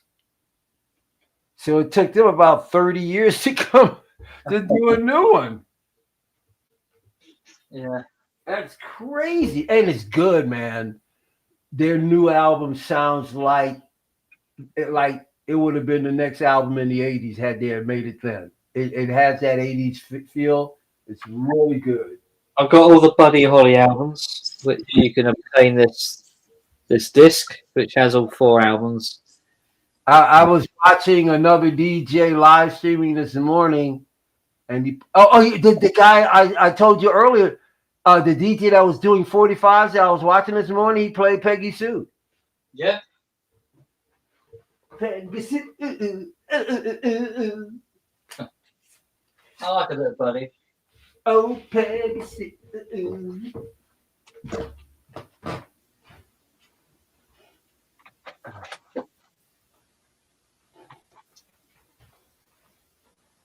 Let me see if I can any more.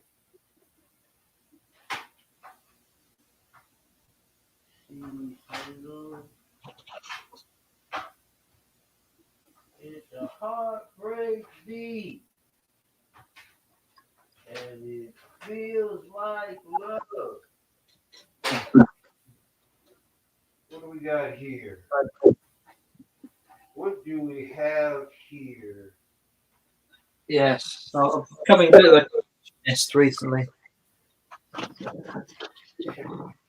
these little thin cases, which they're not singles. Wow. Even Summer in Paradise and Stars and Stripes. Yeah, I've got both of those. Yeah. Picked up Summer in Paradise a couple of years ago now. I think cost me What in Paradise?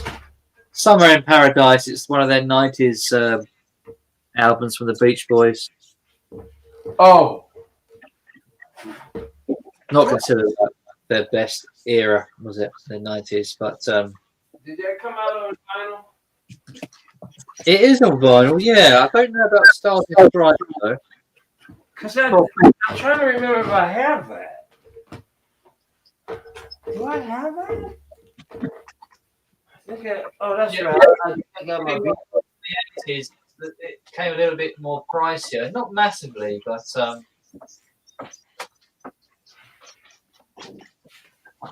I think I rotated my Beach Boys out. Yeah, I think these are the 80s releases. So keeping the summer alive. It starts a little bit more pricier here. It wasn't particularly their best era, of course. But these CDs, I don't think they've been redone. So they're a little bit rare, you know? yeah. To the 80s. Okay. Got the self-titled The Beach Boys with Get Your Back on it. This came out in 85. I think that came out in 1980. So it took them another 5 years to make that album. It's quite some time, isn't it? So they were really slowing down by then.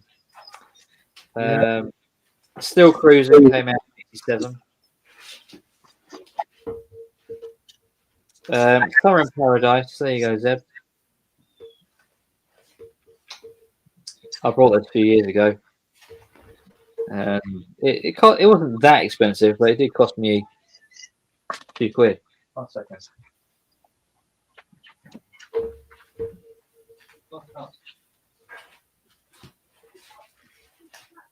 What did I do with? Huh? Oh, maybe it's over here.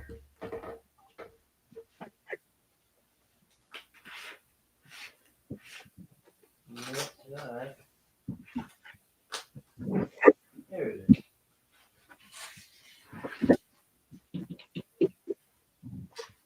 I think I showed this already. It's not unusual to have fun with anyone. When I see you hanging about with anyone, I know I had bought some albums since the last time I was streaming with you, but I don't remember what it was I bought. There's a couple of things there.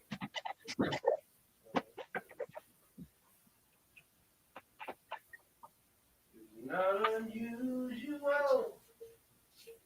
They're fun with anyone.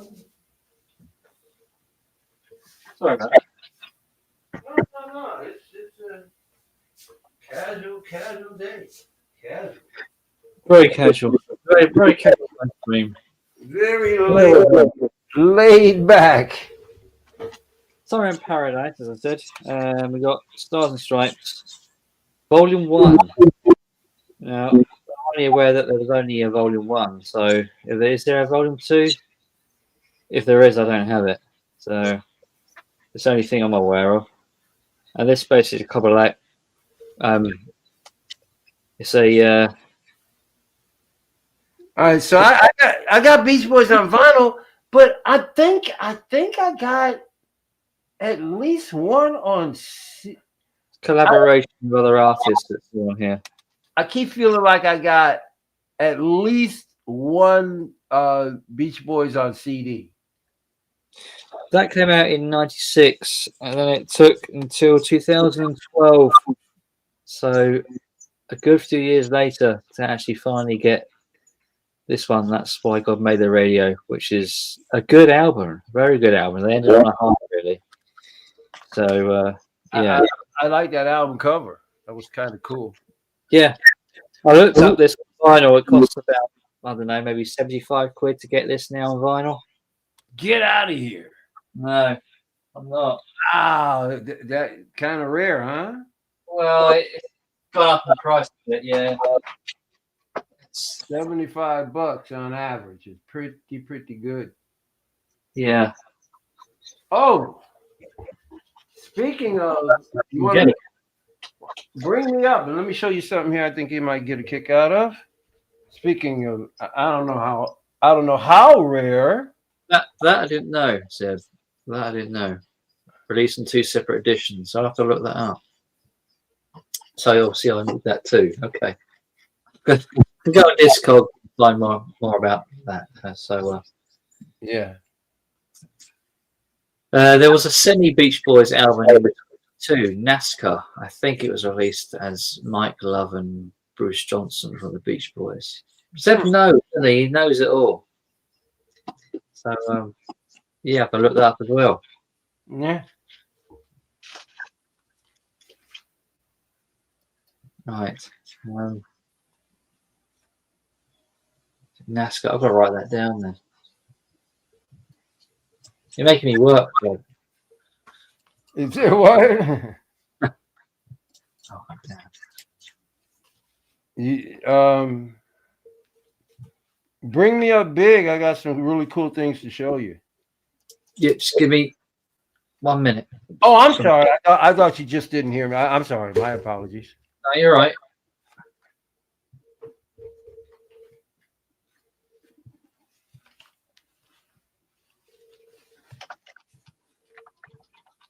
I'm just jotting down this to sort of look, research what Zeb is saying. Jog my memory. I'll forget otherwise. So, and also it says, but if you don't own Pacific Ocean Blue by Dennis Wilson, that's one to get over later Beach Boys. I own that one, so that's okay. Sorry, Michael. All yours. No, that's okay. No problem. All right, so I just wanted to show some 45s. Some that I think might be rare. This is Duran Duran, Hungry Like the Wolf.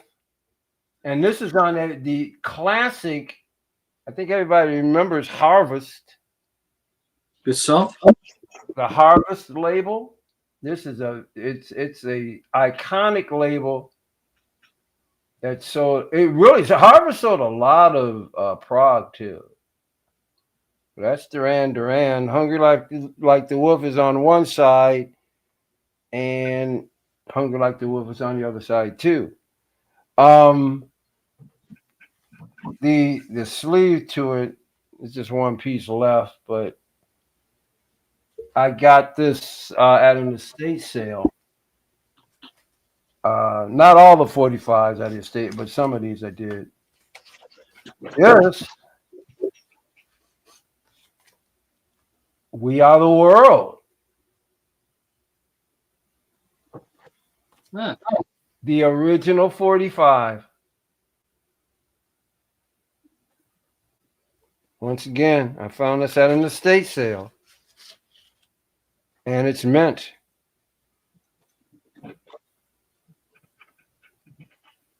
Quincy Jones. Mm-hmm.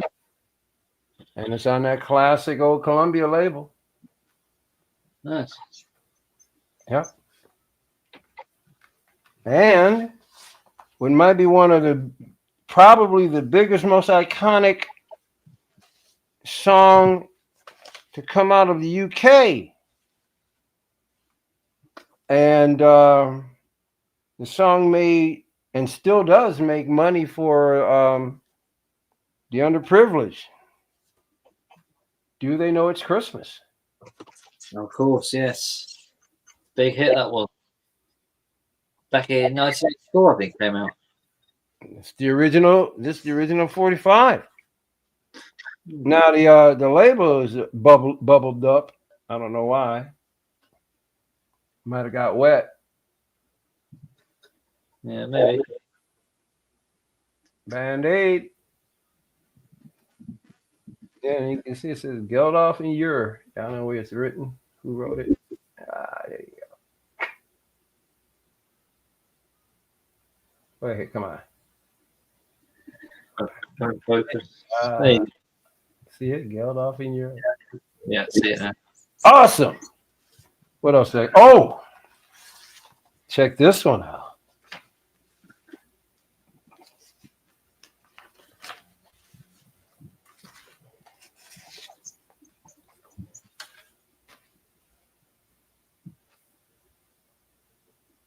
Paul McCartney coming up.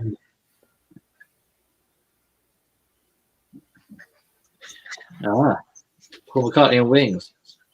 Absolutely. Coming up like a flower. Coming up. Do-do-do-do-do-do-do-do. And I mean the clean. Look how mint condition. Even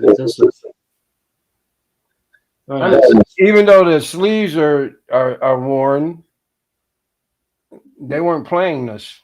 They weren't playing these very much, which I'm grateful for. And then this one right here, anything on this label has some decent wealth to it, I guess. But what does that say? Apple. Apple. Ladies and gentlemen,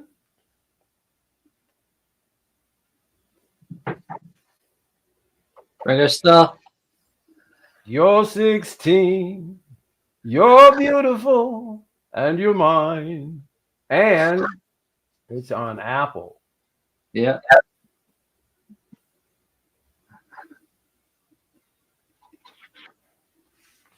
Yeah, I got the album. You have the album? Yeah, I believe so. Well, oh, which one is this? Hold on, so I still got one more. Oh, yeah.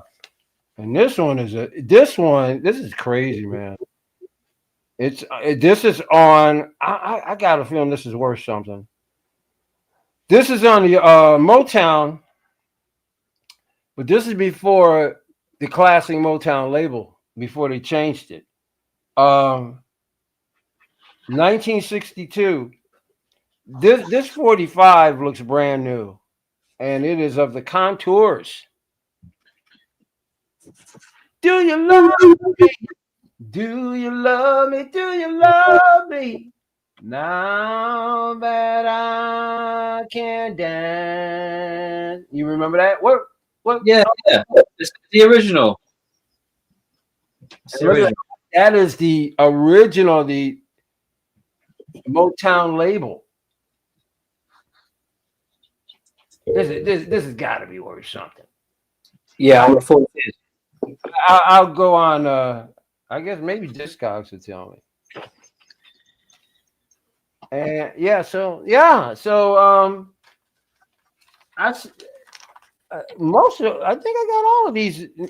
Yeah, I got all of these at that one estate sale. Then I got one final one. Yeah, it was covered in the 60s, wasn't it? Do You Love Me by Brian Paul and the Tremolos.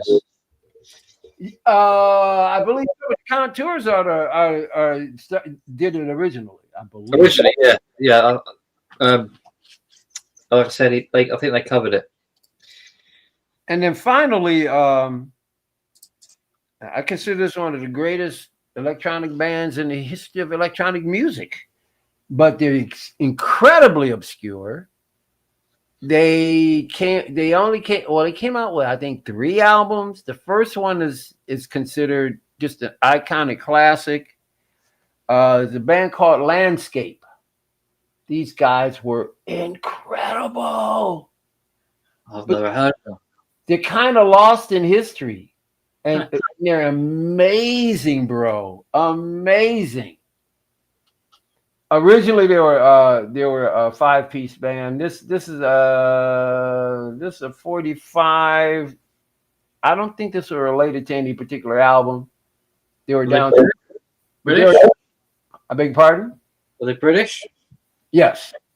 At this point, they were down to a 3-piece. And Anthony James Burgess, or this guy right here, he helped design the electronic drums called Simmons. All right.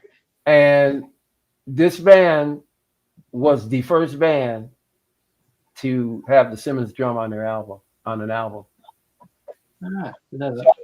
There's a legacy behind this band. In the shadows, these guys, or at least Richard James Burgess, he also helped produce a lot of bands that you would know. I'm absolutely sure, Simon, you have bands in your collection that you really enjoy. Somewhere, probably Richard James Burgess is somewhere to help him produce them. Really? Yeah. He was extremely successful producer after Landscape. Yeah. Right. Just like the other day, Simon, I heard guys, they were talking about New Radicals. Remember the song "You Get What You Give"? Yeah. And they were calling them, oh, whatever happened to those? One-hit wonders. Yeah, that lead singer. I mean, Yeah. What is he doing now? Working in a fast food restaurant? God knows. Who knows? Dude. I'm sure you could Google it and find out, but the lead singer of the New Radicals stopped the band himself. It wasn't because of like low sales or anything. They were at their height. He stopped the band because he never wanted to be a pop star. He was about writing songs. He wanted to produce pop stars. He didn't want to be one. After he left, there you go. That guy, after he left New Radicals, he went out to write. He won a Grammy. He writes for like really big stars that you would never knew he wrote the songs for them. Really? He is incredibly successful behind the scenes. And he's so young. He's a youngster, isn't he? When the sales were made. He chose to leave. He chose to end the band. So the fact that people call that band a one-hit wonder, they could have kept on going and gotten bigger because by himself, he's been writing hits for other people. And I can't remember. He wrote a song that was, I think, on a soundtrack to a movie about a few years ago, and he won a Grammy for Best Song of the Year. Greg Alexander. Yes, there you go. Greg Alexander. Guys, incredibly successful. So not everybody who's a one-hit wonder. This was produced by him as well. Is it what now? He produced this as well. There you go. That's exactly what I'm talking about. He never really wanted the spotlight on him. He wanted to produce others, and he's been very good at it. Mm. Yep. As a matter of fact, that song got a resurgence because when Joe Biden was reelected, he had the New Radicals. He forced the New Radicals to rejoin and play at their inauguration. So the New Radicals got back together, which was about 6 years ago, and they played at Joe Biden's inauguration. Yeah, Richard James. Let me see what Zeb has to say. Richard James Burgess have almost 500 credits on Discog. Heck, he even produced Nucleus. Yeah, Zeb, I'm telling you, man. Richard James Burgess is a monster producer. Landscape is it's one of those just things in the shadows people don't understand. They just don't. They came out with an album called From the Tea Rooms of Mars to the Hellholes of Uranus. Yeah, that single looks interesting, actually. What is? That one you showed me. Oh, yeah. As a matter of fact, Simon, when I eventually come up, I'm going to be playing music on YouTube. I can do it. I'm going to be playing stuff from there, from the Landscape. I just got too much cool stuff that people need to hear that doesn't get played. It's just too much cool stuff. Just too cool. Too cool. And I should be sharing it. Wow. Yeah, this is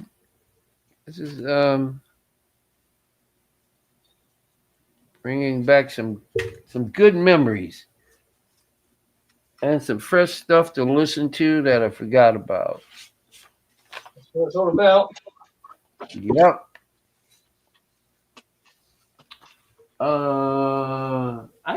I cannot remember. Oh, wait, did I have this? Maybe this was this.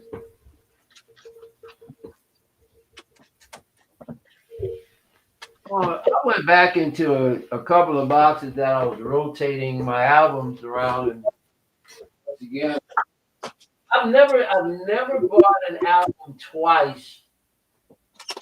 An album twice, but I do come across albums in my collection that I forget I have.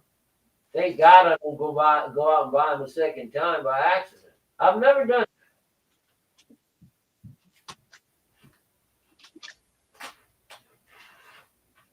They said I seem to have a decent sense of recall.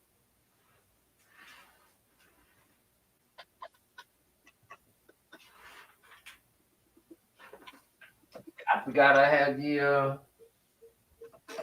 original Superman soundtrack. Yeah. On vinyl, yeah. Great soundtrack. And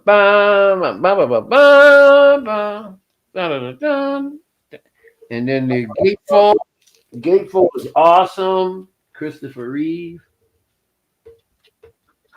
There's got a single in my collection. What about it? The CD single, New Radicals. The CD single. Okay, so you have both, huh? You had the whole album and the single. Yeah, got both. Cool. I did. I love that song, man. It never gets old. I could play that song over and over again. It's so uplifting. It is. It's a right belt to that one, isn't it? It makes you feel good. Yeah. And it has feel good. Yeah. Yeah. Superman. That's a great looking gate. I love this gatefold is awesome.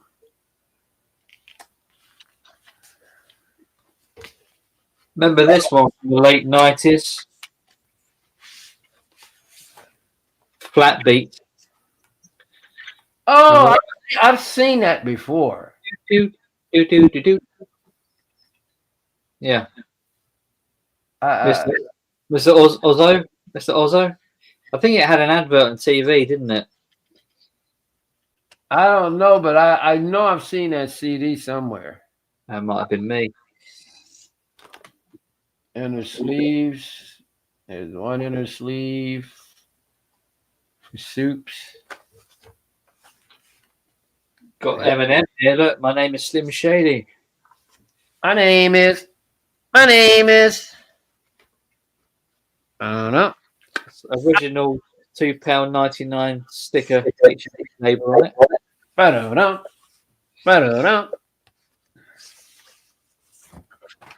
My name is. This song is timeless, isn't it? Hadaway Life. Yeah, I got, I've got that in my playlist in case I do like more rave or house kind of parties. We got MP Dawn, Set Adrift on Memory Bliss, a single. Dude, it is so fun. This earlier today, I was mixing and I was doing some R&B and hip hop, and I played that. Yeah. PM Dawn. That's the one. Died way too young too. I didn't even know he died. Yep. Yeah. That's someone who died. Coolio, of course. Gangsta Paradise. Yeah, man, I remember. You remember how big that song? That song was huge. Yeah, it was a number one, wasn't it? He was all over. At one time. I mean, Coolio was everywhere. Yeah, big hit. And then he kind of he didn't like just disappear, but he kind of lingered away. You know what I mean? Yeah.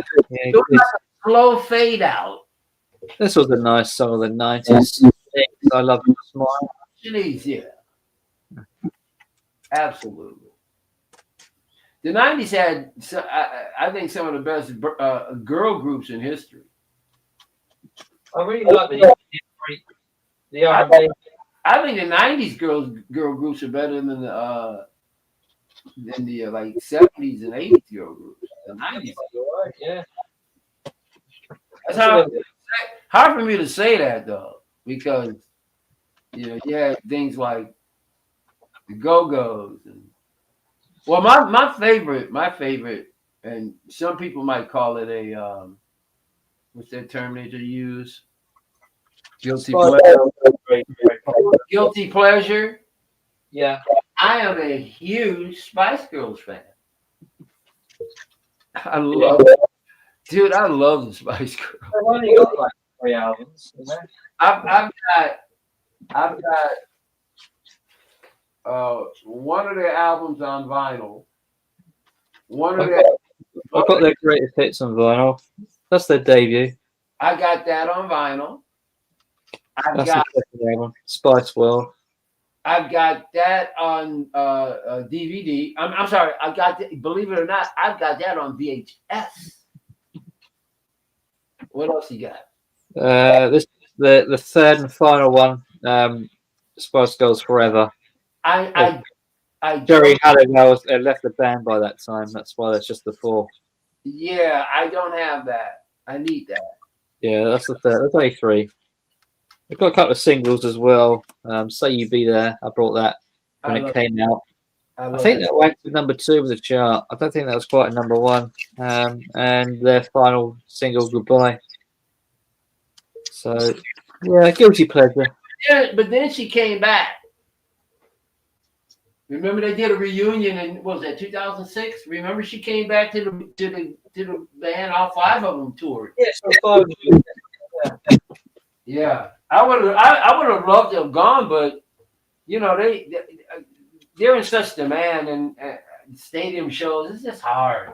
That was a one-hit wonder, wasn't it? Babylon Zoo, Spaceman. Oh yeah, I remember that. Yeah. Loved it when it came out. But bit fed up with it. Bit fed up with it now. I'm trying to find where my Spice Girl VHS is at. Red Hot Chilies, by the way. Oh, Red Hot Chili Peppers. Yeah. John Lennon got Imagine re-release in the charts, didn't they? Is it 2000?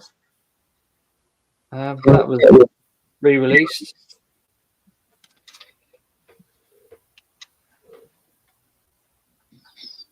By the way, I'd like to say I believe. That album was brilliant, I thought. By the way, I like Dose in there as well. I think that's a really good song.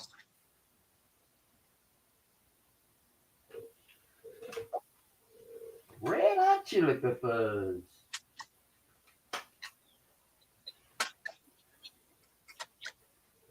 Around that time, I was digging on the Beastie Boys a lot too. Was this in the US, Michael? What about it? Love City Groove. You heard of that? Yes, I have. Yeah. Was that a hit in the US? Uh, I've heard of it, but I'm not necessarily sure you could say it was a hit. Right. But then again, being a DJ, I hear stuff that a lot of people don't ever hear. Of course. Yeah. Never even gets to the public sometimes, or if it does, it just gets drowned out. I'm got this is insane. Oh, I better keep this out. I know that sleeve is.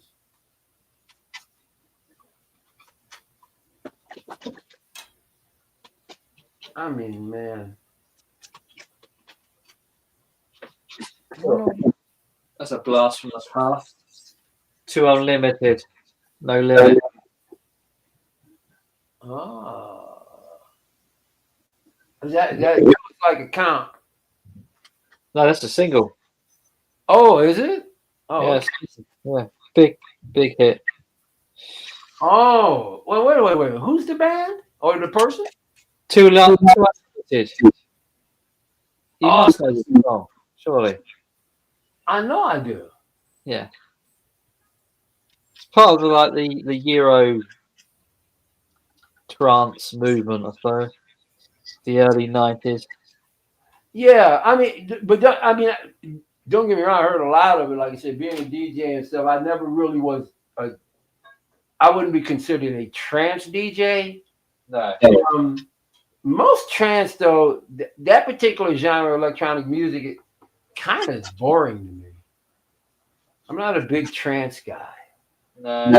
Let me say, which Spice Girl was your crush, panel? Oh, scary. I a raging crush on Scary. It's got to be Emma Bunton for me. When I saw that first video, I tell you what I want. Whatever, I'm like, holy cow! Look at her. She was fit. Oh my goodness, yes. But then she lost my interest. I was so disappointed when she hooked up with Eddie Murphy. I'm like, come on. Did she? She had a kid. You didn't know that? Yeah. She had Eddie Murphy and her had a kid. Didn't realize. Yup. He got a hold of her, man. They were kicking it for about 3 years, maybe. It wasn't a long time. No, it's not a long time, is it? But he got a kid out of it. Yep. Mel B. Like, that really disappointed me, though. I was like, come on, Mel B. Why did you have to do that? He was quite interested in Whitney Houston, wasn't he? I'm not sure. That might be what do they call that? What's the term? I use when it's a long running rumor. I think he told Whitney that Bobby Brown was no good for her. Man, it's crazy when you consider he was so much deeper into it than she was. It's crazy that he's outlived her. You know, he's back with New Edition. I think he's married. Yeah. I think he married again. But man, he lost his daughter. Yeah. And the crazy thing is she dies pretty much the same way her mother did. Yeah, that is weird, isn't it? They're eerie, bro. That Eerie. is eerie. Yeah. Oh. Tragic, really, isn't it? Tragic life, really. You know, I very seldom do I am I really super emotional when an artist of great fame passes away.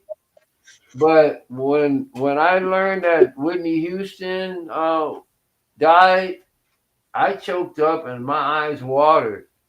Mm. And only because she really was a true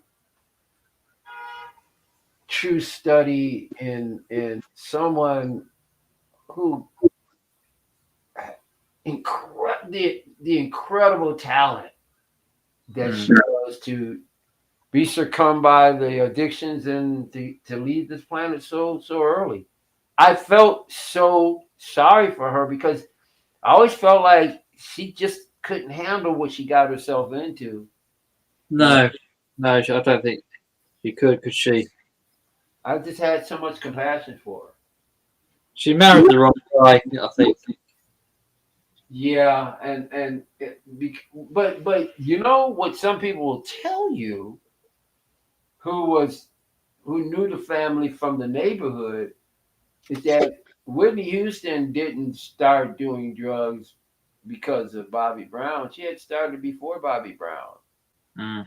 And a lot of people say that she's the one that got Bobby Brown into more extreme drugs.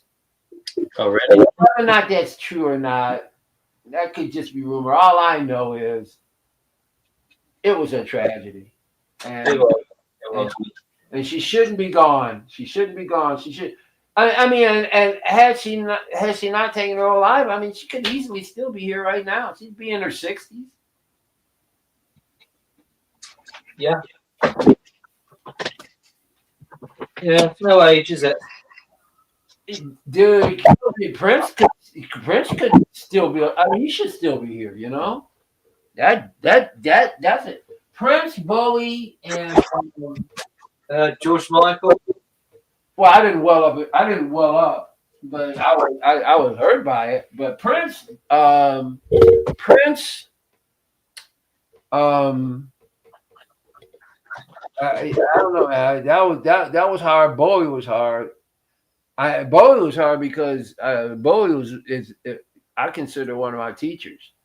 He raised me in music. He was at one time. Bowie was like the only influence. He was everything. No, at one time Bowie couldn't touch anybody in my book. Couldn't touch nobody. Could touch him. Tom Petty. Well, you know, I don't. I respect Tom Petty, and believe me, I played. When he back in the '80s when he was really hot, and I played, and I still have it. I have it on cassette. Damn the Torpedoes. I played that a lot, but I never followed Petty that much beyond like his first 2 or 3 albums. One because I mean I don't get I like his music, you know, don't come around here no more. He wrote some really cool stuff, but after a while his voice gets me. You know, he's got that Dylan kind of thing going on. It's too nasally for me. And after a while I'm like, you know. But I can listen to his first 2 or 3 albums, but as far as following him do his career, not really. I wasn't really interested enough. Although I did like Traveling Wilburys. What about the Full Moon Fever album? Do you like that? I think I had it for. Did I have that one? Which one was that? Do you know second, third? Do you know which one that was? It was produced by Jeff Lynne. I think it came out in '89. I think. Let me check the discography. Hold on, let me see here.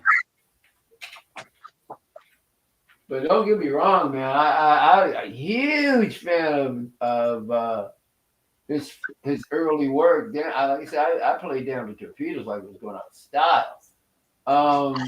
It's his seventh album. Seventh album. I was long gone by then. So this is a classic. Hold on a second.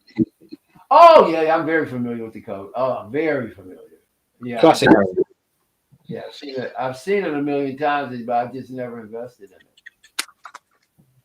But I know, but I hear people in general, they talk about Tom Petty like, he's the second coming. And I think the guy's really talented, but I never held him in that high a regard.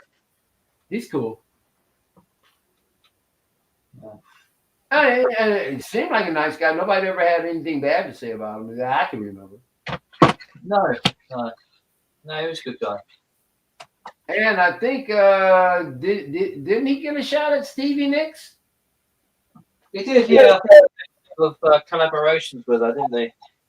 Well, weren't they an item for maybe about it was very short lived, but didn't they kind of hook up for a short period of time? I thought. I could be wrong. Well, they didn't get together, but they got together to do the collaboration in music. They didn't actually they weren't seeing each other, I don't think. Okay, I thought I heard that maybe something romantic might happen. I think Petty was married with children. Oh, who was it? There was one really big major that she hooked up with.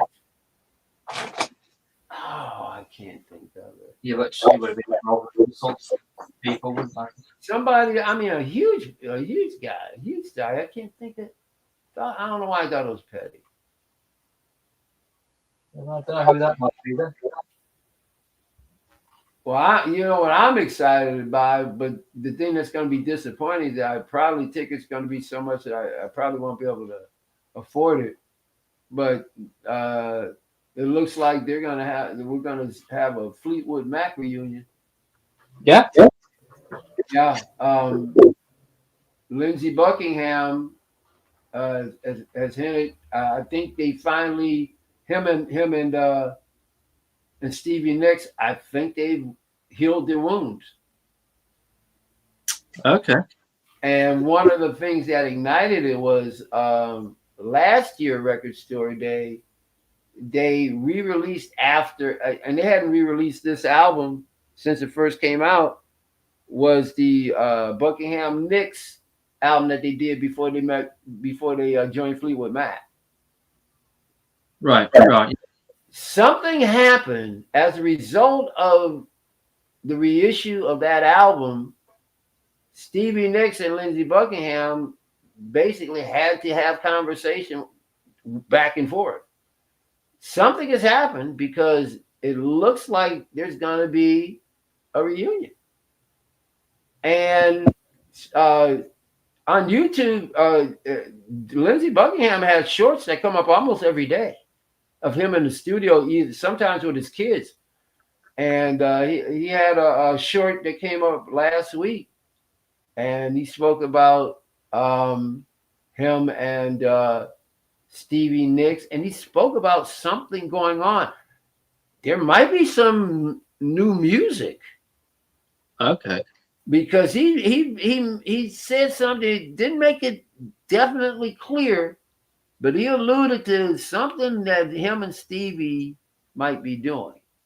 So, well, they're in their 60s now, are they? No, they got to be in their 70s. Yeah, 70. Yeah. Now, whether or not they'll be able to get John McVie, bass player, because they said he's on his boat and he's very happy being retired. But I think that if you get the other four together, I think he'll come back. I mean, the other three, I think he'll come back. because they're going to do it. They're going to also, it's going to be partially, their farewell, and then they're going to have tribute to Christine. Yeah. And I think that'll be interesting to see how that materializes. I would love to go see him, but it's gonna be it's gonna be a mint. The promoters, it's gonna cost $1 million to go see those guys. Yeah. It'll be like the Oasis thing. Yeah. Absolutely. Yeah. It's gonna be. That's gonna be. It'll be huge. It's gonna be like Pink Floyd, man. I mean, the Fleetwood Mac reuniting is going to be massively huge. Yeah. They're gonna be everywhere. They're gonna be everywhere on YouTube. The greatest band in the world, aren't they? So. Their stuff is so good, man. Just great stuff. I've loved a lot of Lindsey solo stuff. He's had some really good solo stuff. So yeah, I'm a big fan of Lindsey Buckingham, man. I've often wanted to go see him solo. I've never had an opportunity. I'd go see Lindsey Buckingham solo without Fleetwood Mac anytime. I've loved enough of his music to go see him. And the guy's a hell of a guitarist. I just want to go see him play. Yeah. Well, you never know. You might get the opportunity. I don't know. Maybe. I'm assuming that they're probably gonna, if they do a tour, probably be 2027. I doubt if they'll be able to get anything together. Plus, he also stated he's Lindsey Buckingham. He said he's just completing one more song. He's got a solo album he's getting ready to drop. So he's already got that under his belt. So yeah, good times. Good times. I'm going to go and see Wilson one time. Who? Brian Wilson. The Beach Boys, but then COVID happened and then it got cancelled, so that sucked. I had an opportunity to see him before. I just didn't. But I one time I was invited to one of his concerts. I don't even remember why I didn't go. I cannot remember. But if I remember correctly, because there was a short burst of him in the 90s getting out and doing a lot of touring. Do you remember? There was, yeah. Because they finally got him away. Remember, he had a handler, and this guy who was controlling his estate, and that's why he was giving him all those drugs and stuff and sedate him. Yeah. They finally got him away from that, and he got rejuvenated or whatever, and he started going out and playing live again.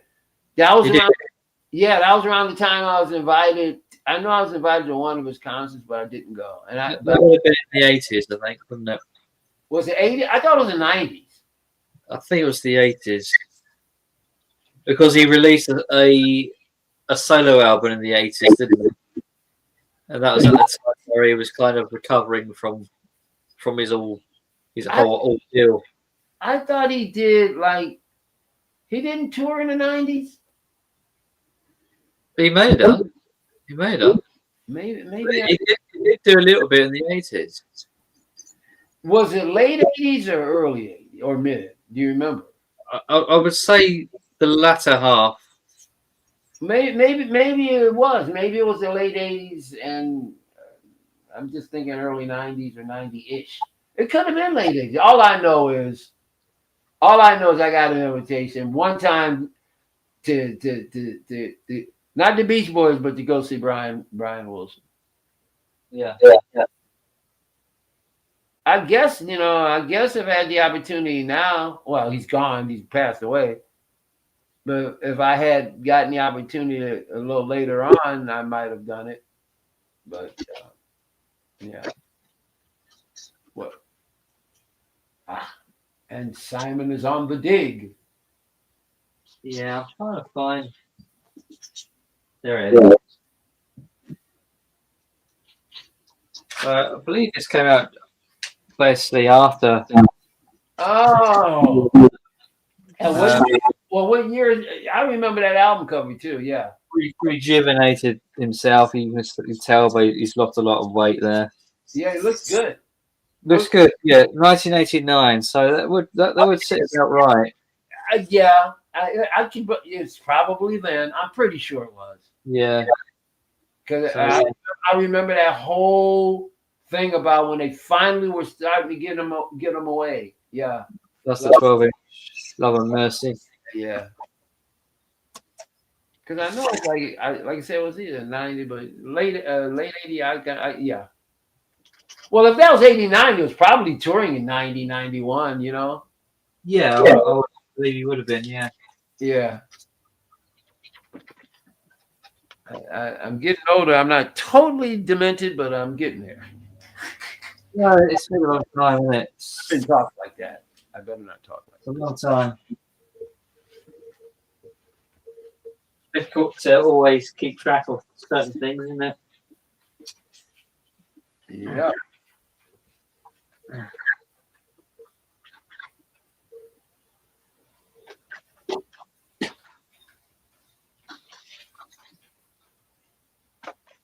I'm gonna, if I get an opportunity, I'm gonna scrounge around for some more. I'm pretty sure I might have some more CD singles somewhere. This thing is not in it. Where is it? Oh no, it's not in its case. Now I got to figure out where this thing is. Oh, I wanted to listen to it and I can't.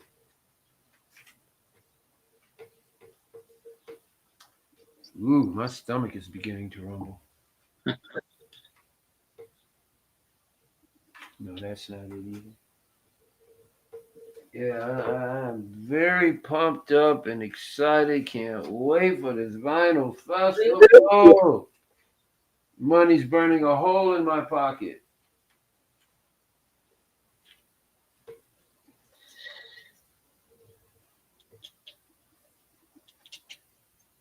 Oh, I'm sorry, Zeb. Zeb took off. I didn't even say bye. Yeah, he took off. Yeah. Sorry, Zeb. Which Spice Girl was your? Oh, okay, that's the other man.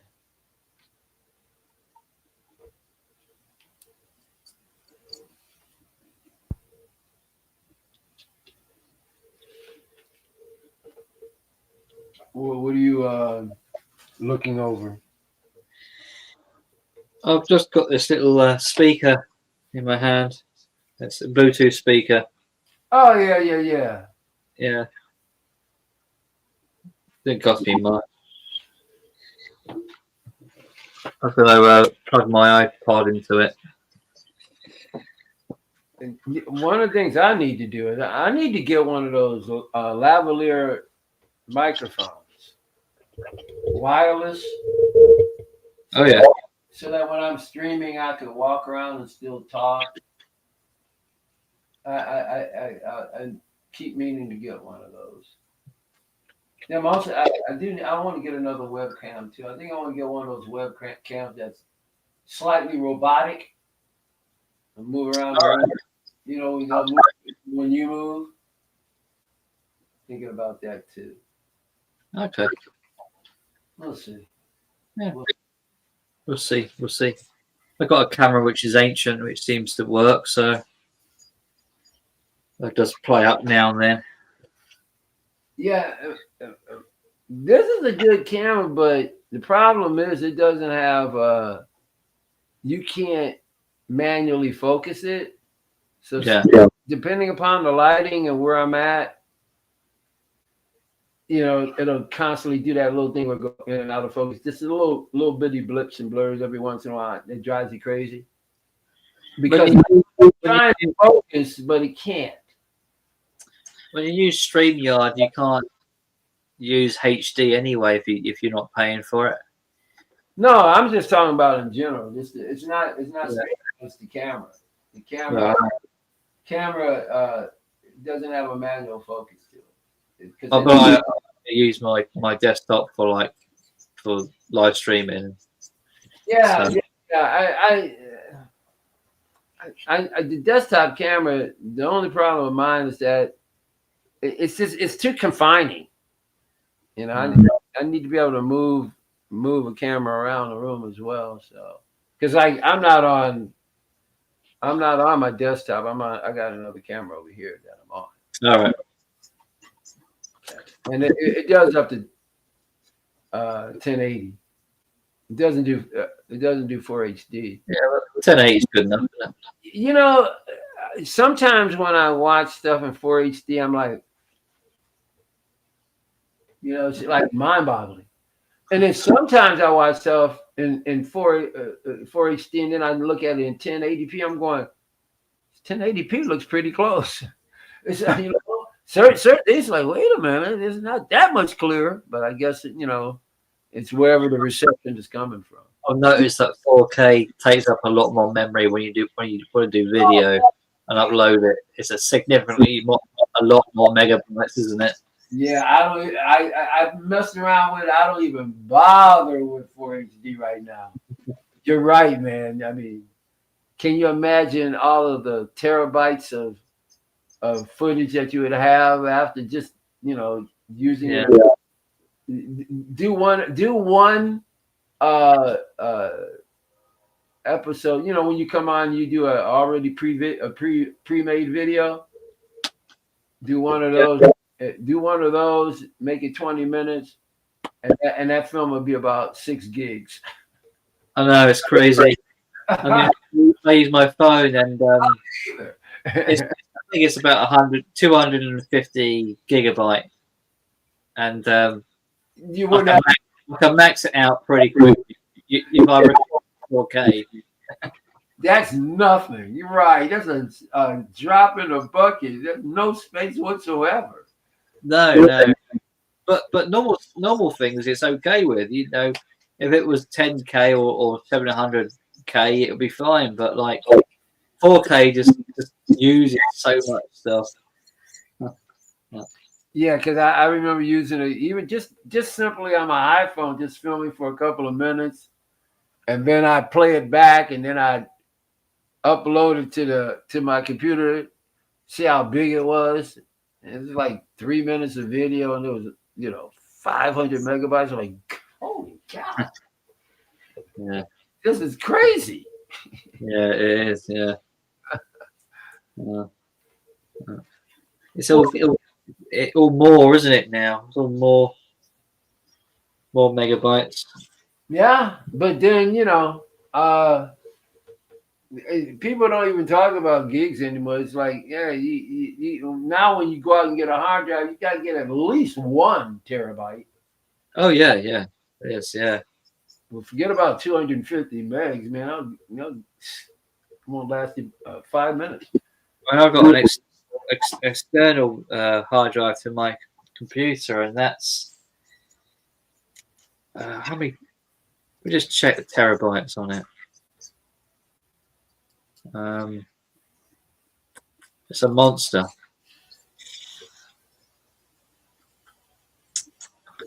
Yeah, it's 18 terabyte hard drive.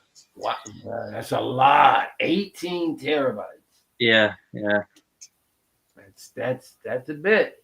And it's almost maxed out.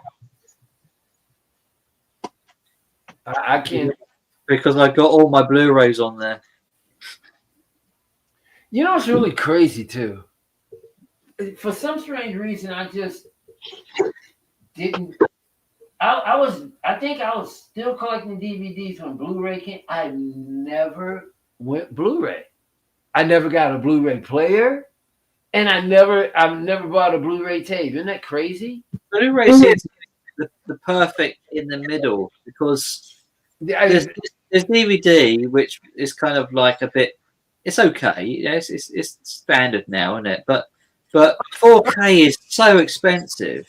You look at the 4K movies, you're going to pay a fortune, and it's just I can't justify that kind of money for paying for movies when you're looking at 20, 30, 50 quid for some of these 4K films, you know.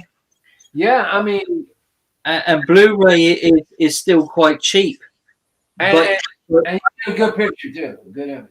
and it's like at least sort of 2K, so it is a budget price for pretty good quality, isn't it? It's 4K's. It's so pricey at the moment. Yeah, I don't know. I guess the reason why I didn't go into Blu-ray, I was comfortable where I was, and then before I could get into Blu-ray, it just kind of everything was going to streaming or this or that. So I never continued. I haven't bought a DVD in a while. What's the last DVD I bought? I can't remember. I really can't. I not that it's been 20 years, but probably the last time I bought it. I shouldn't say that. Every once in a while, I'll stumble across a stray DVD here or there if I'm at a thrift store. Yeah, I picked it up in charity shops. So Yeah, here or there, but just to go out and say, hey, listen, I'm gonna, or get online and go, wow, I'm gonna buy some DVDs. I never do anymore.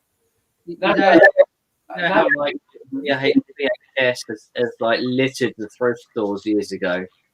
Now it's DVD's turn, isn't it? It's that's just completely everywhere in all charity shops and thrift shops. There's DVD. I just recently considered possibly buying a Blu-ray, a Blu-ray player, should I say? Yeah. Do you think I need to invest in a Blu-ray player at this point? I'm asking you. Yeah, I mean they're cheap, aren't they? They're not that expensive. And I can get a bunch of stuff on Blu-ray these days for pretty inexpensive price. Yeah, I mean, you're probably paying a little bit more than maybe a DVD, but not much more. I think typically in the UK, DVDs go for about £1, and a Blu-ray will go for about £2 in a charity shop. Yeah, because just because I don't currently or actively go out and buy DVDs doesn't mean I don't go to my existing library. I mean, I still watch DVDs from time to time. I got my library. I'll pull something out. I mean, I still have a Blu-ray and DVD player set up, but I never use it. Yeah. Whenever I buy a DVD or Blu-ray, I put it into my computer and I rip it, and then I'm done with the disc. The disc goes away somewhere. I either hold on to it or I get rid of it. Yeah, because I got certain things that I like going back to and watching that are on DVD. So I do view from time to time. Mm. I've got about 3 hard drives up to my computer, so everything's replaced on these hard drives. Music, DVD, Blu-ray, you name it. Well, Simon, my stomach is yelling at me. I am going to depart and have some dinner. Yeah, I don't blame you. It was good seeing you again, my friend. So do you just play this by ear? Do you plan on coming on next week, or you just not sure? I normally do it fortnightly, so every 2 weeks. Oh, okay. All right. So there's a bit of a gap there, So well, I hope to join you in the next 2 weeks. Well, as a matter of fact, if you do it 2 weeks from now, I'll be showing you what I picked up at the Vinyl Fest. Oh, that'd be good. Good. Yep. All right. Well, hey, and everybody in the chat, good seeing you guys again. Yeah. Thanks for coming on, Michael, and all those in the chat who have participated. Do appreciate it. Anyone who's going to be watching this after we do the live stream, of course, there'll be a few watchers. So appreciate you watching. All right. Now, if you're going to continue on, I'll just go ahead and I'll email you my address. Or will you getting ready to close up shop, or you staying on? I'll stay on for a bit longer. I'm going to close up. So. All right. Then we'll just go ahead and exchange through the email. Okay. All right, buddy. Bye for now. Bye-bye. Bye for now.